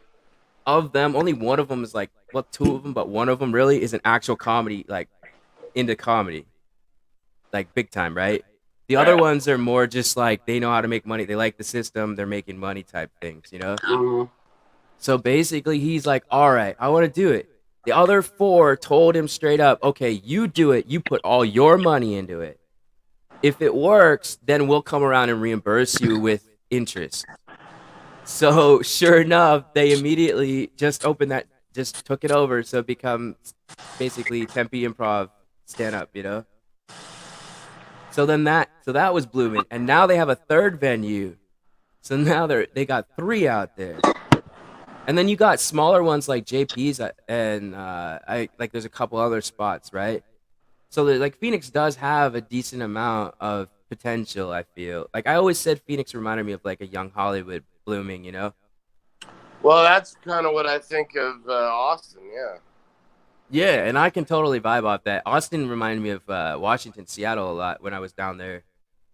Like they have that well, at least back then when I went down, it's like very like hippish, like Bellingham type vibes. Huh. Yeah. And like I think all the same, right? So with Rogan down there, and then you got Ben Shapiro's down there, and then this guy, he's in Dallas. His name's Eric Ripa. He just made $3 million dropping his first comic release thing. Like he's making his own comic book company as best he can right now. And then there's the other dudes too. I forget. Like he's like called Nerdrotica or some nonsense. They're all these different, podcast type people. And then Shapiro's obviously Daily Wire or whatever. Right. So there's a lot of potential definitely in Texas as a whole for you too, as far as like finding your, So I don't know, man. Like I tried to talk to my buddy Dustin. He said he just would be happy if he got a writing job on like a late night program. Dustin Hadlock was like, that would satisfy me. That would be an affirmation that I truly am a talented writer and comic. And I was like, all right, that like for me, technically, that's the SNL thing. I'll never feel fully myself until I at the very least, get that audition. You know? Uh-huh. Like, I'm just saying, like, for you, I don't know. Casey and I joke around about buying the comedy, like, underground. Like, I told him I'll put $10K, and he said he'd match that. I was like, who else has money in Seattle that would be interested? Like, could you imagine if we ran, like, the Seattle Underground, the comedy club? Be pretty cool. That's what I was thinking. Because, like, honestly, I don't know. But, like, if I met the right comedians, too, and it's like, hey, we have this club that we want to start up in Seattle, and you invested in it, then that would, like, the same way that those guys did it. And then, like, it was, I don't know. It's a dream until I figure it out. But I try to look into it, and it's like, man, I don't know the first thing about purchasing a property like that, you know? Right. I just know how to make it work as far as, like, I understand comedians. I understand money as far as what is, like, like you're going to start out with negative, and you're going to have to do your best to break even by your first year. Understand stuff like that. I understand success is not born overnight, that kind of a concepts and stuff like that. Yeah. But otherwise, I mean, I don't know the first thing about, like, wearing a suit, going to the bank and being like, hey, here's a proposal for a loan to acquire whatever, Yeah. But it would be pretty nice to have that because that is a known venue in Seattle overall. And it is a shame that it went under, right? Yeah. But I don't know. Kaysen said Baz might have money. And like John Bannon might have money. I don't know, man. I'll be like, if we had our own club in Seattle, I think. But Texas is probably better for you. I think you should go to Texas. And if you come to LA and you stay here, that'd be cool too.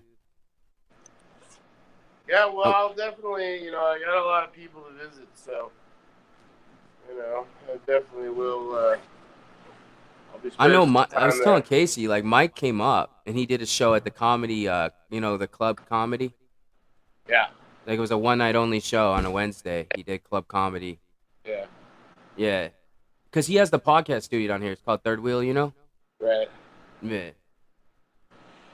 All right, JD, I got to get out of here, but Righteous, dude. talking to you, man. Oh, it's been great catching up, man. I Yeah. appreciate it. And yeah, man, keep on it with Casey too, man. But I think you take your week off. If you want to run some jokes though, you can always text or call me too, man. That's what Casey and I usually tell our jokes on here and work them out. But Okay. I could see why you want to keep it secret. Well, it's not so much a secret. It's just I'm digging around trying to find something worthwhile right now. Well, I wish you the best in your endeavors. You too, man. Good seeing you again. Yeah, you too. Take care, man. Always. Bye. And that's pretty baller. It's an hour and a half on this bitch, huh?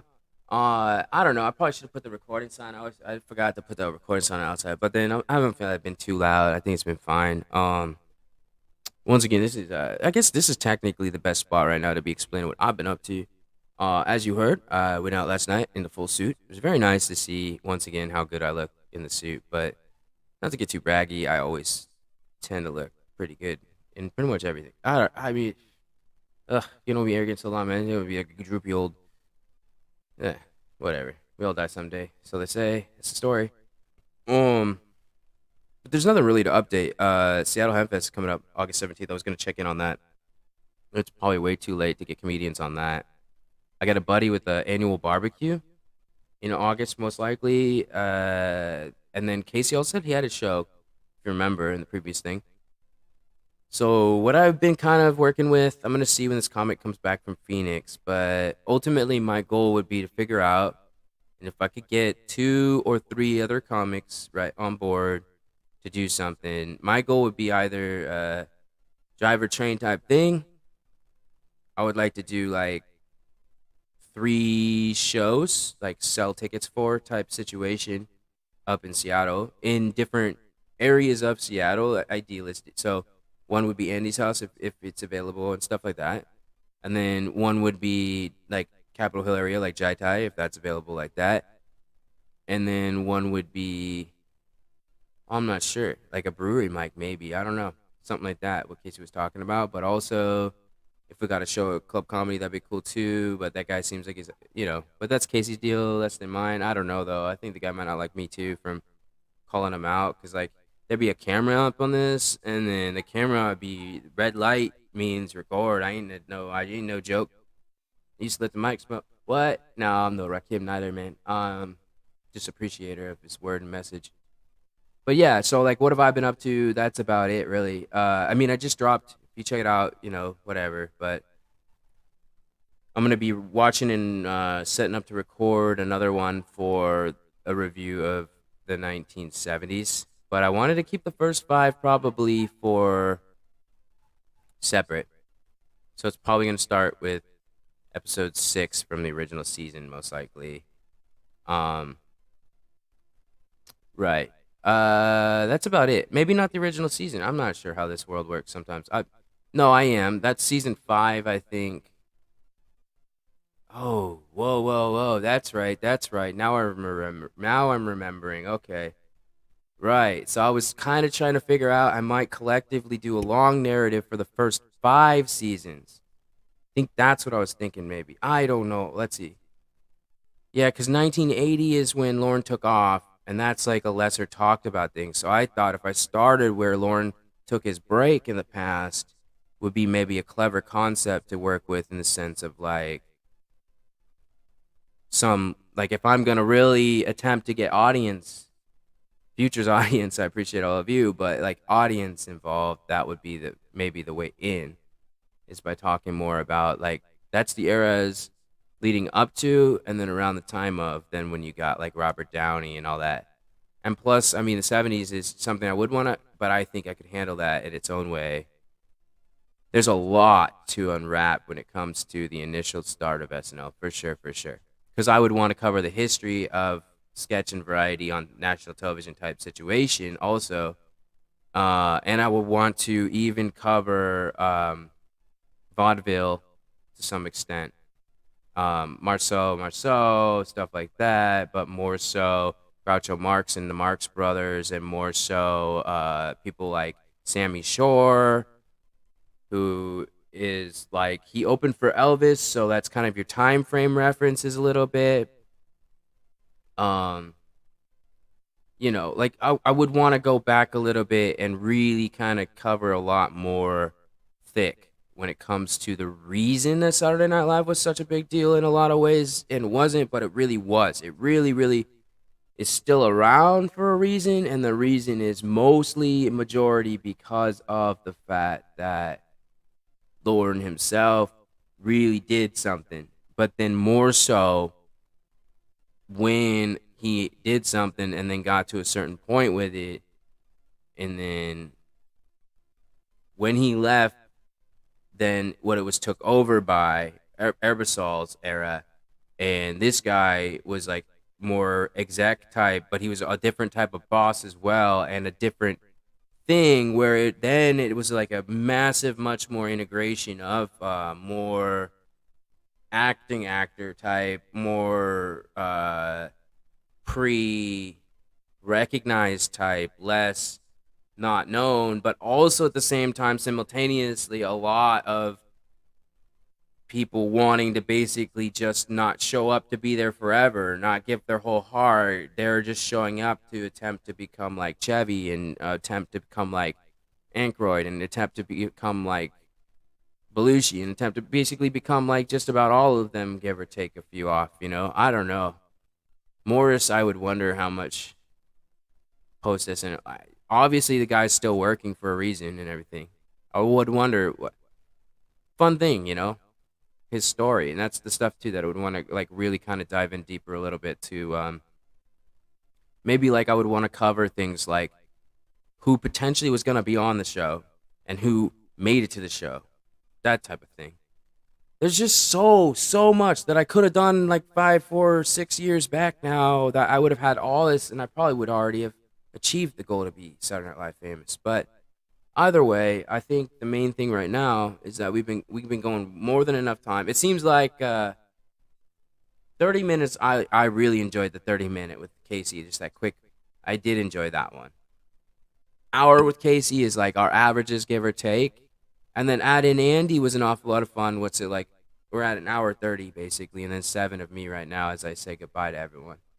So that's about it. I don't really have much else to offer anyone. I mean, I could talk in an accent and be like, hey, drinking and do reviews, right? Late night drinking show. I don't have that kind of following that all these fucking dudes do, I don't need it, but I would appreciate it. Thank you, Futures audience, once again. Appreciate all of you. I really do. But yeah, that's about it. I'm gonna get back to work. And when I say work, I mean smoking a cigarette I probably shouldn't. Drinking a little more than I probably should. Writing a lot more than I have in the last few days, in the sense of like actually writing. And then other than that, Thursday nights is when I get to fun. I'm gonna do that, and also at the same time take a chance to talk to the boys and see if they'd be interested in something. Like, I already talked to them about a different thing, but I didn't talk to Pete about it. I just talked to Coke about it, so it's separate. But I talked to Pete and Coke about potentially if they'd be interested in something like going up to Seattle. I really don't know enough about Portland or Northern California to set shows up like that. Ultimately, though, I would think it would be goals to just do the show. Just have 3 shows up in Seattle, give or take more shows. And then everything else could be like wildfire. But I could be wrong about that. Like, maybe there is a way to really get it done. But I feel like, personally, this is my objective mostly and ultimately, is to go up and show Seattle stuff that I've seen down in LA. Give Seattle a little boost of like, oh, okay, we need to step it up. Not Casey, not Andy. Just the people I would bring up have a different energy and importance of stuff. Matter of fact, Coke's technically Florida energy in California, but like it don't make no difference to me. Getty's Boston energy or whatever, But the point is the LA refinery, what we were all sitting in this big stew pot, if you will, where the frogs attempting to climb out over the potato. Maybe that's just me, Aaron Gabrock, and all that. All right, then. This has been a wonderful time.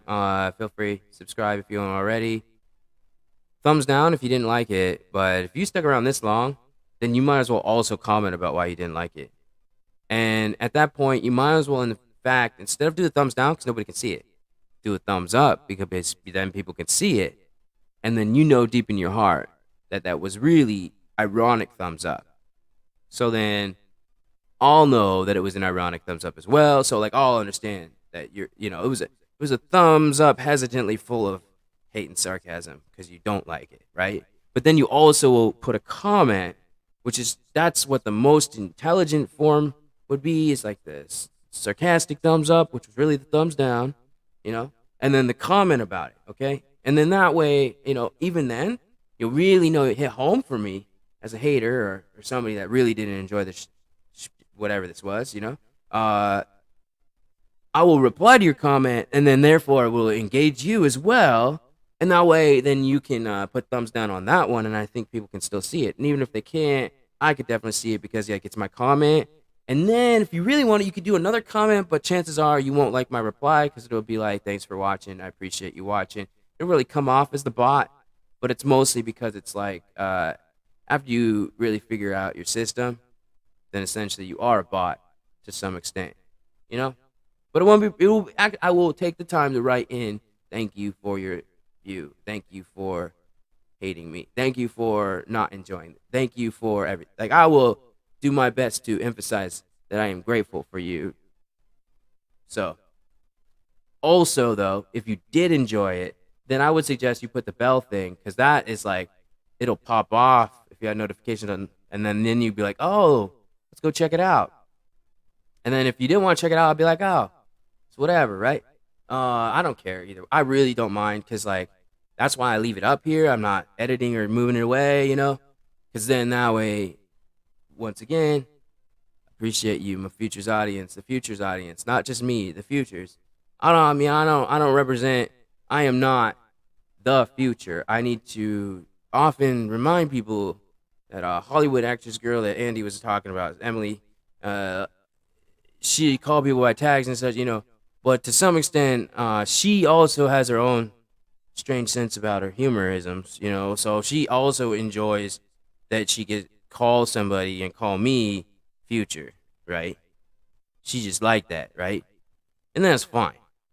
But it should be once again understood it's futures with the S after the S. Futures as in singular plurals, like futures, but singular plural, not futures as in belongs to futures. It's futures as in like futures with the apostrophe. You understand? So it's a futures audience as well. So like all of you right now in the moment are also at the same time simultaneously, believe it or not, you probably should go check on the litter box. Oh no, that wasn't for all of the futures audience. That was specifically for the ones that, no, seriously, it's okay. I'm not going anywhere. You can push pause or just bring the laptop or whatever you're listening on, or just carry it. I don't think that's what you should just make sure.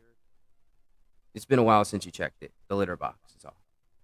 Right. As I was saying though, so the futures audience is like, oh look, you really should probably when's the last? I think it's been a bit too long. You really should check in on your mom. Like, I understand she's in a home. It's fine. Like, no, I get... Look, you don't have to tell me. I am... They're gonna be there, and I assure you that much. But, probably should check in before you start getting the, due payments, because it turned out she kicked the bucket 9 months ago, and now you have... it hasn't happened. No. Okay, look, I am technically in your future present at the moment. The point is that you understand how infinitely existential this goes. And also, you probably should call your mom and check in.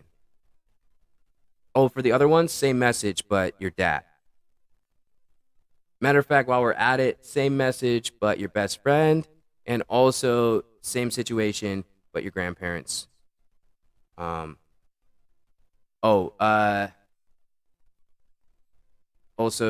so it's understood, I'm not a psychic, right? You know, like I feel like I should explain it better. Like, don't freak out, okay? Yes, they probably are some pretty good drugs, but at the same time, I'm also a very intelligent artist. So, thank you, everyone.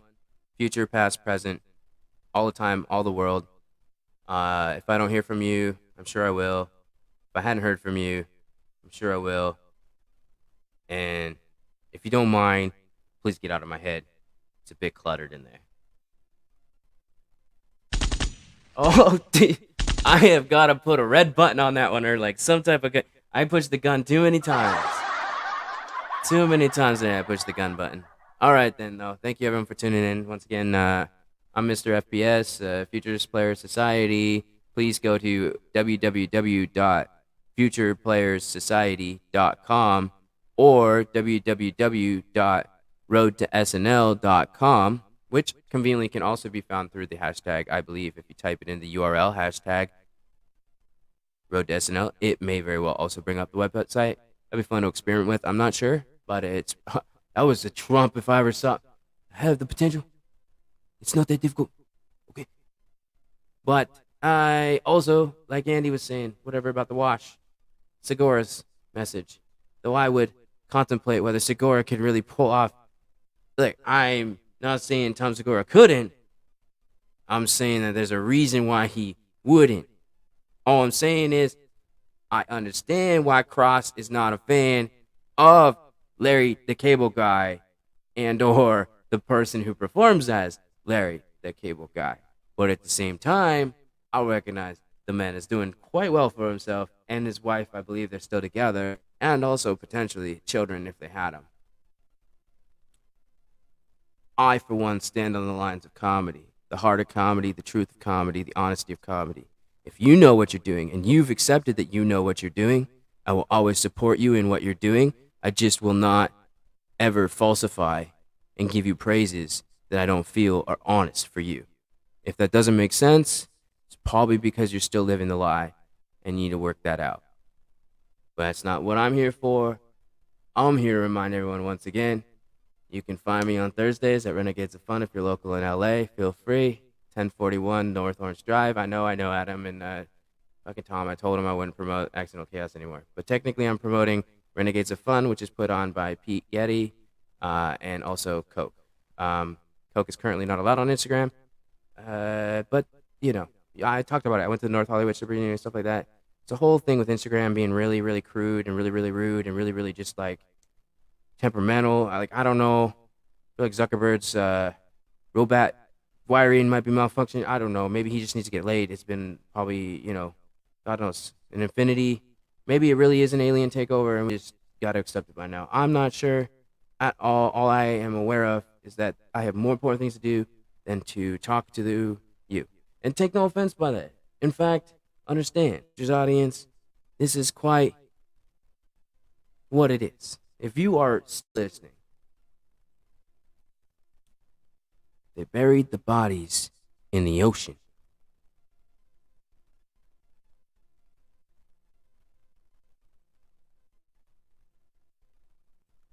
All hail Cthulhu.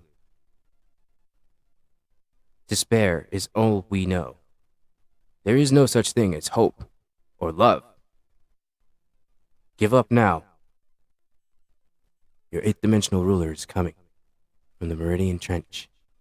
He will rise again and remind you that entities like Cthulhu are not he, nor she, nor it. Simply a god that feeds on your despair, suffering, loneliness. So dwell on that. Okay, I'm just playing. Somebody go pick up the children, please. And really, ultimately, go to our website. Rent out Hooligan. Rent out Dab. Rent out the Players Society in general. Go to Road to SNL and donate money.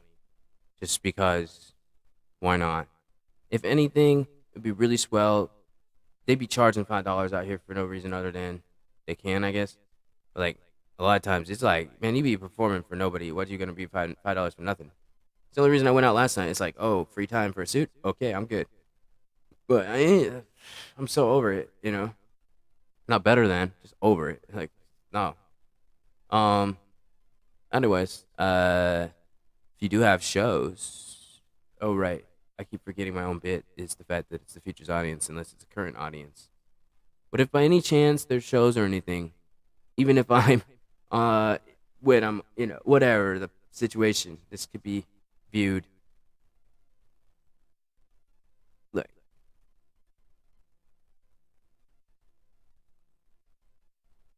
oh, great show, guys. What show? Tom Hanks, Mr. Short-Term Memory sketches on SNL. Oh, that's cool. I'm sorry, we had a viewer I didn't even know, the pigeon, which is baller. Matter of fact, that's so wonderful in the way that it's literally the pigeon that's Norm Macdonald's pigeon.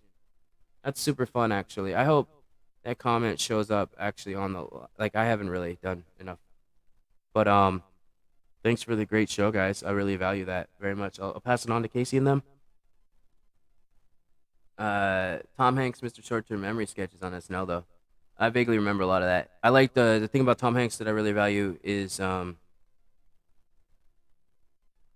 okay, 525 and 537. So you tuned in way toward the end. Interesting, like that. Wonder if you can go in hindsight and probably catch up to.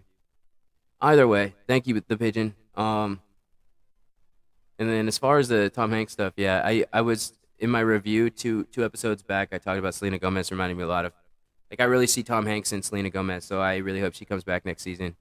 And I really would like to see her do that because I think she has a lot of potential to be even better every time.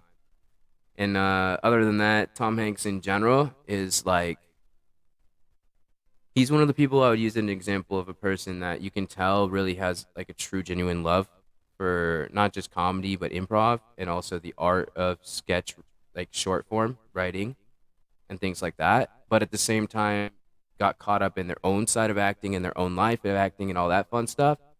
And therefore never really like delved too deeply into, say, the School of Close or any of the name drops I could give you, whatever their names are, maybe, and type of thing, I don't know. Like, just anybody that started an improv company, their historical rhetoric, if you will, or whatever, nothing important. As far as I'm concerned, they're all the same to me at this point. Like, that's rude to say, but I've trained under every company, and I've taken the best of each company, what they offered, and I've literally stacked. And so the Future Player Society is indirectly, directly my cover art, or my cover, like a cover of, if you will, like a cover band would be, of the best of everything that I gathered from all of the companies. So it's not everything they teach, because there's a lot that they teach that it's not that I don't agree with. I just think either it's a waste of time or it's very arrogant and like haughty, or like there's some stuff that some of the companies teach that it's like, you can tell you're only teaching this because it's something that none of the companies would even bother ripping off you if they could. And mind you, on top of that, I have games that I have personally created that are like, well, personally created, but when I was training under the Kids in the Hall McDonald, he explained to me, because I was asking him kind of, I was like, okay, so I've been trying to figure this out for a while, but yeah, that guy, from Lilo and Stitch that does the voice of the little alien skinny guy, or, the guy from Brain Candy and other stuff, that guy, McDonald, yeah, he does, seminar type things, trains under, so you learn what they call like the Kids in the Hall formula, the Kids in the Hall format, such and such, which I really appreciated, because it's like, oh, that's how I do. That's a lot of me. And then every time that encourages me further, because I know that these guys know Lauren already. These guys not just know Lauren, it's like, this is real people. So when a person like him is literally having you shadow and walking around and telling you asides like information, literally, with your notebook taking notes, and this guy is telling these other people taking the same thing, that you're the protege of him. Yeah, I mean, it's no jokes. Like, it's a beautiful thing. What's the privilege is that I thought I could have kept it going, and I am.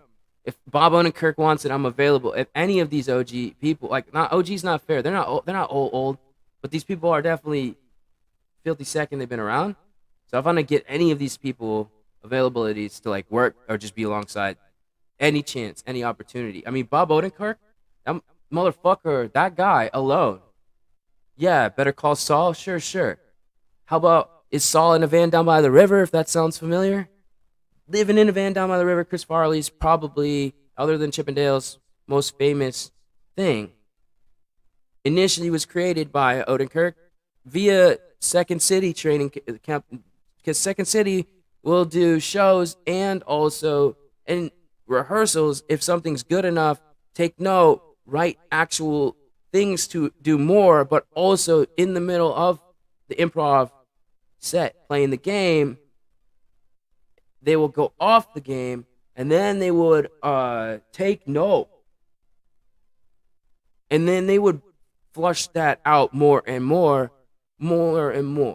However, I know from interview process and everything else that in this situation in particular, it was not created on stage. But anyone that understands how Farley was, he never really turned off. So it was created essentially like similar to me, but I can turn off. I would prefer to be turned off, but I have to turn on my human side for everyone else, basically. I can't really be fully autistic for them, you know? They just don't get it, or it's too much for them, or whatever. I don't care. It's fine. The point is, Chris, right, and Bob, they be chilling in general, what they do, and then Chris was just telling him, reminiscing and telling him a funny story about growing up, him, his brother, and their dad, and how their dad was.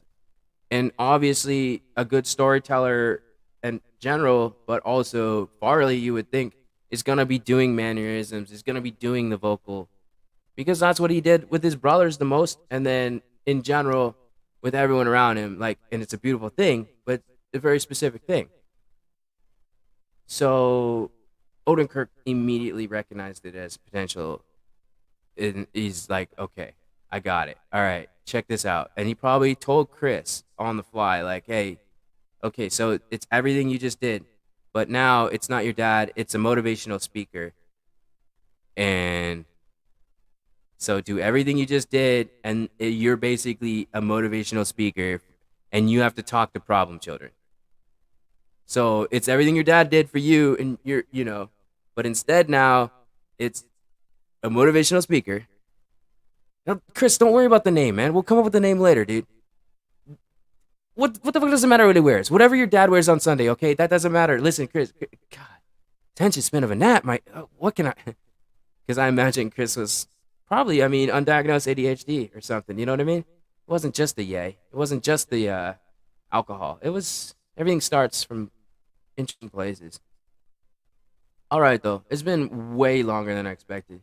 I keep seeing the view pop up, so I'm like, maybe it's the page and it'll comment again. I didn't see the stuff and you came in later, so. But anyways, check out our other stuff. Put the bell button. You can pop in anytime.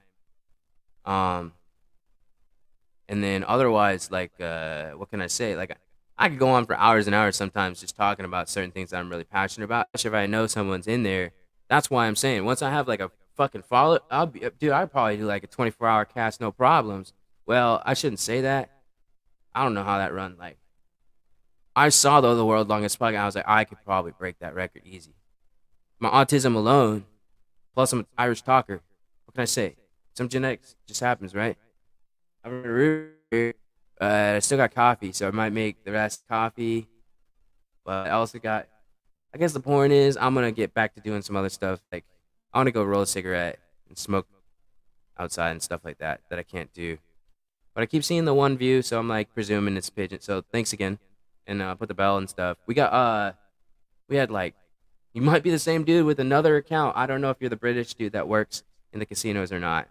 But if that is you again, another great account. If it isn't you, then that's cool too. Because it was like, literally, we was talking about Will Smith Smack My Bitch Up remix. It was a joke, obviously. But then we had actual person pop in named Uncle Phil. And then like, the next time there was another person, different one, but same person. They were like, nah, same person, different name. So anyway, I don't know. It's hard to know a lot of things, right? I don't think it matters. It's kind of why I don't do a lot. But when I do it, I do it this way, yeah? Future's audience. No implications there, but I am implying, right? Within the moment, without the moment, everything already exists.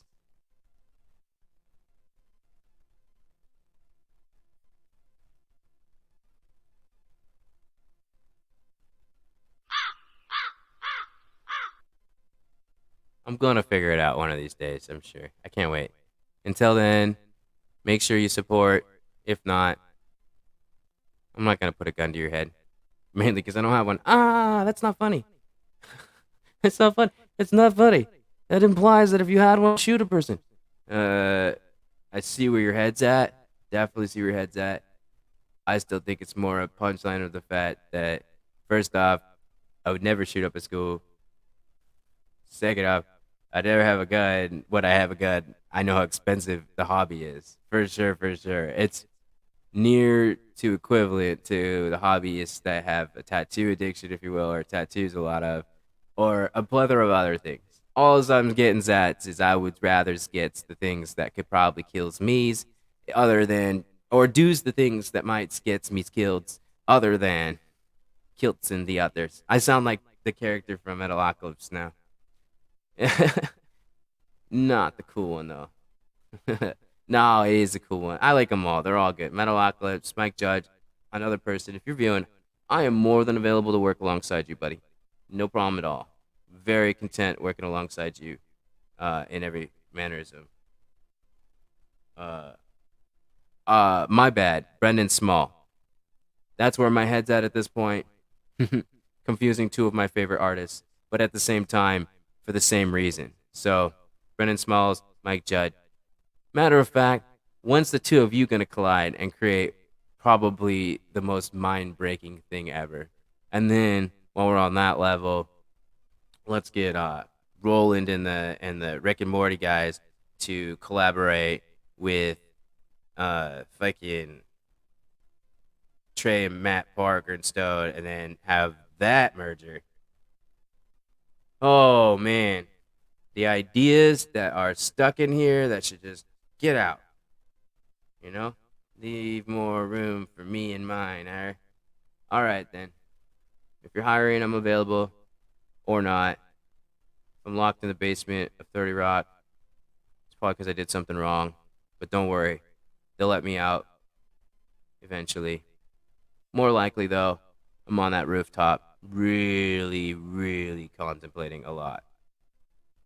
And then I'll go back down after my no, I swear I wasn't smoking break, and do a few more zoots and schnoots and whatever future kids are doing in the futures, with the hip shit. Like at that point, they'll have a resuscitator and I don't know, strangulation belt combination, 3 for $1 type of, and it will be totally cool to be like, so that like the pants are there, but like there's a hole where the dick, just because then there's modesties out the window, and people aren't worried about having small or big dicks no more. They don't even give a fuck. So like now you can just kind of let the part be free that needs to be. No more pants and underwear restrictions, Suffice to say, I mean, there was a lot of jizz to clean up, but I did have fun my first time using that autoerotic murder resuscitator. Sure didn't give me any good ideas for the next sketch, though, for the following week. I really appreciate Lornbot 5000, but Lornbot is just not the same as Lorne Michaels himself, But kudos to Apple for, like, giving it a try, and Disney as well, but I don't know, man. It is really hard working for a robot that is programmed to attempt to understand humor the way Lorne Michael did, Michaels, whatever. Leibowitz is his real name, thank you. All right. Just because you change it doesn't change a thing. Then again, I'm living that same life in reverse. So, have a great time, everyone. It's been 2 hours. Congratulations, anyone stuck around. Feel free to click reverse. Also, everything that has been mentioned. If you are going to be anybody who has had suicide tendency, make sure that you are if you are under the age of and also do not we do not condone everything and make sure that you are not and in no way can we be held liable or responsible and that's like that's all the check please. Cancel me just yet, Lauren. Like Lauren fucking, oh, let's watch the YouTube. Yeah, okay, yeah, that's a great idea. Why does my Lauren Michael always just sound like Peterson? Probably because I see more footage of Jordan Peterson than I have a young Lauren Michael, well, it's just a Canadian accent. All right, and I'll boot it, I'll boot it, hey, I'll boot you, hey, I'll boot you, I'll boot, hey, I'll boot it this, hey, the Canadians really hate that one. Hey, I'll boot, I mean, you all think we say a boot, eh? Yeah, well, I mean, you just did. Anytime a Canadian's like, oh, I bet you think we all say a boot, eh? Well, you just did. So, what am I supposed to say back to you that's considered fair? That wouldn't start an argument, which would become ironic to me, and I would start laughing harder because you're notoriously believed to be polite society. That near eradicated, if not completely, many tribes, including Mohawks. But neither here nor there. Still bends over backward for a queen.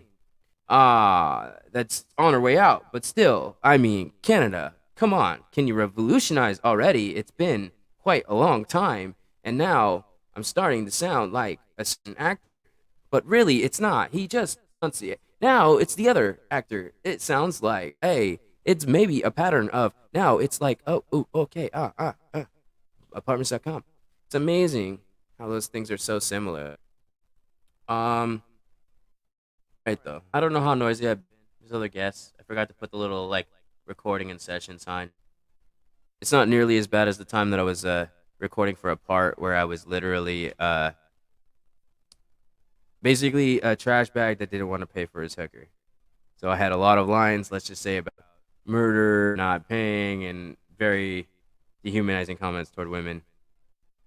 And long and short, a guest was thinking it was real, and I was, oops, my bad. Won't happen again. All right, though. Namaste. Another day on this planet.